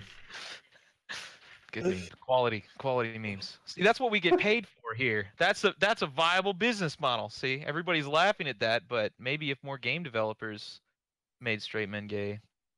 Exactly. If more game developers were more attractive. That's the problem. That's the problem. Just the game developers are just too fucking ugly. Industry talk over. They Obviously, need to solution get Adam found. Levine to work on a game. Johnny, you just look too much like a sack of fucking potatoes. Get out of the industry, dude. All right. Oh my Fucking goodness, dude. step aside. Oh my god. Man. All right, we've been going for about almost 3 hours now. I was not expecting it to go this long. It honestly flew by. Not gonna lie, time flew by. Yeah, it did. Yeah. That did, yeah. I bet Clean never has to worry about not being swiped by chicks on Tinder. I deleted my Tinder a long Maybe time I ago. have to. Hey He man, didn't even need the app. dude, I don't leave my house. Okay, I'm not worried about pussy. I'm not worried about men's buttholes or penises either. All right, I just want to be alone. Leave me alone. I don't leave the house either unless it was just a small dog until a white woman ran my dog over. Now I've got nothing left. I'm going to steal pictures of Clean and use them to pick up chicks. I'm just letting you know now I owe you royalties. Dude, Clean, can I just use my Tinder profile? You know what I'm saying? Sure, dude. I'll even message him for Like, you. We live close enough, right? Yeah. I'll just be like, yeah, I fucking grew my hair out and dyed my beard. I look just That I like didn't Clean if the have. girl is blind. God damn it. I love Jesus Christ. Can we stop Stupid talking? Can we chair. change the? Can we start talking about the gaming industry again? No, dude, this I'm is the so game, this sorry, is I'm the not gaming industry, professional. dude. Think about it. Tinder is a video game. Yeah. Oh, don't worry. There'll be more Now- podcasts too, and it'd be And great to have you guys on again. If you use Clean's picture, it's hacking technically. Stop cheating. Did you download that new fucking Clean hack? Yeah, or you just get his profile pictures? Yeah, dude, I've got the fucking high score where every chick swipes right. Oh, man. Exactly. Oh, God. I'm Yeah, making this app. So, Gundam, since You'd you came sell in a that little shit. late, is there anything that you kind of want to talk about that you feel like we haven't been mentioning? Like anything that you feel? Oh, no, you guys have nailed everything in a more professional sense than I ever would. And nobody's ever said the 7 dirty words. Fuck, shit, cunt, cum, or pussy. That's only 5, but, you know, I'm trying we not to not get you say- banned. Jeez. Hashtag get clean banned from Twitch on podcast. I did think I said come earlier though. You did. Did you you? did. Are you not allowed Yeah. to say that anymore Yeah. on Twitch? No, you can. See, I gave up my Twitch partnership a long time ago, so I haven't been following like. Yeah, what's I can't going get on. partnered whatsoever. They'll ban me in a heartbeat. They're just waiting for me to No, make I a move. started with them every so often, and I was like, yeah, I can't do this because I can't follow these rules because the contract that I signed, like I when I read the contract again, I was like, oh no, because especially as I started getting into other stuff, that's a whole separate conversation. I don't know what Twitch's contracts look like now, but back in the day, one of the reasons that I backed away from it is because it was so like encompassing that it Mhm. actually made me worried about some of my projects outside of Twitch. Hmm. And when I started butting heads with them, I was like, oh yeah, no, I can't do this right now That's fair. because like Yeah, I have But this it's a great problem. platform. They call it wrong think. It's very bad, apparently. yeah, wrong think is subjective. I've been accused of wrong think so many times, and I don't really think of it as wrong think. I think of this as like the guy thinking about the stuff that's not going to be wrong think in 3 years. Right. You know, like yeah. But some people don't want to think about what the future is going to be like. They just want to like think the gravy train's going to keep going forever. But it doesn't. Yeah. Gravy train stops. I mean, if The it, gravy change. The train never took off for me. Yeah. But for some Twitch streamers, the gravy train is never stopping. They make more money in an instant doing. Can I say squats for subs, or is that bad? no, it's Am I only crossing you the can, no. So squats for subs are fine. Bits though, you can't. All right, Clean. I got a sub here that I'm looking to get rid of. My goodness. I God, better I stop subbed before I'm earlier. banned. Do you have to squad now? Is that how this works? Well, I can't say too much because this is Clean's channel, and I'm not going to do anything to get him in trouble. I'm on my Should, best though. I mean, that's the behavior. whole point. What are you talking about? That's I'm like okay. the best time. That's the best thing to do. No, trust me. I am a Do it. walking time bomb of saying things that shouldn't be said on Twitch. You're just gonna pooty pie Clean's channel. Oh yeah. Oh, there. I could drop that. I'm a minority. Oh my goodness. Oh my god. Even though I didn't have much street cred back in the day. Oh my god. They called me cheese nips because I wasn't full cracker, they said. And then they Have you beat been the talking to ever-loving Devil shit Eye? out of me. Goddamn. Haven't you? That's where this is coming from. Oh my Exactly. God. Devil Eye is to blame for me being here. I told him I was like Elvis. It's the word toxic, man. It applies to you. So toxic. People are worse when after they're around you. Like I was working with my a couple of my some of the people we were working on HD the other day, and then he was bringing up stuff that I'm not gonna say on here because we're on Twitch, and I was like, God damn it, you've been playing with Elvis, haven't you? And he's like, Yep, and I was like, fuck. Track down Elvis. That shows you how fucked I am. Elvis seems normal to me. I'm like, shit. someone I can Oh, relate God. to. Yeah. I Oh, like God. Chris. He's a good guy. All right, guys. So I think I'm going to end the podcast here. We're looking about 2 hours, 45 minutes in. So first of all, I want to thank the guests here. Blue Drake 42, dude. Honestly, pleasure having you on the podcast, man. Your input. I warned you, Clean. Your Your input hair was is great. I want to fantastic. do it again. I want to do this again. I don't want this to be the Don't only one. know. I want to do this Man, when Black Site came in. yeah, I want to You do wanna this. do a I want to do this podcast? every 2-3 weeks or so. This is really fun. Message to the right person. It's a Gundam, even though you showed up a little bit late and robotic, but I still appreciate you being here, man. It was a pleasure having you. And of course, the Dead Matter lead, Johnny Guitar. Thanks for stopping by, dude, and giving some input as a developer here in the industry. And everybody no here in chat who is here to watch. Hopefully, you guys enjoyed this. Again, this won't be the last one. We will be doing more of these. I plan to do these about bi-weekly, maybe once a month. We'll see. We'll get it figured out. And Champion, if you want me to do a squat stream later, maybe I'll think about it. All right, I'll just See, everybody gets what they It'll want. It be is just the, for the you. giving season. All right. So if anybody has any closing words, anybody? Well, I do say support your local hookers because I've always felt they were doing the Lord's work, but that's just me. That was good. Okay. That was Yep. a good one. Do something like that would happen. Good. Yep. It's true. Any other closing words? Anybody? Other than I'd sex Blue Drake, no homo. Thank you, Musketeer 20. Appreciate it, dude. All right, guys. So without further ado, we're going to call it here. I'll be uploading this on YouTube. I'll be giving you guys the link here real soon. I'll be live again in probably an hour. I'm going to be playing some EFT. I just need to get some food, chill out, decompress a bit, and we'll be back. So see you guys later. Peace out. Take care. Thanks for being here. And until next time, boys. See?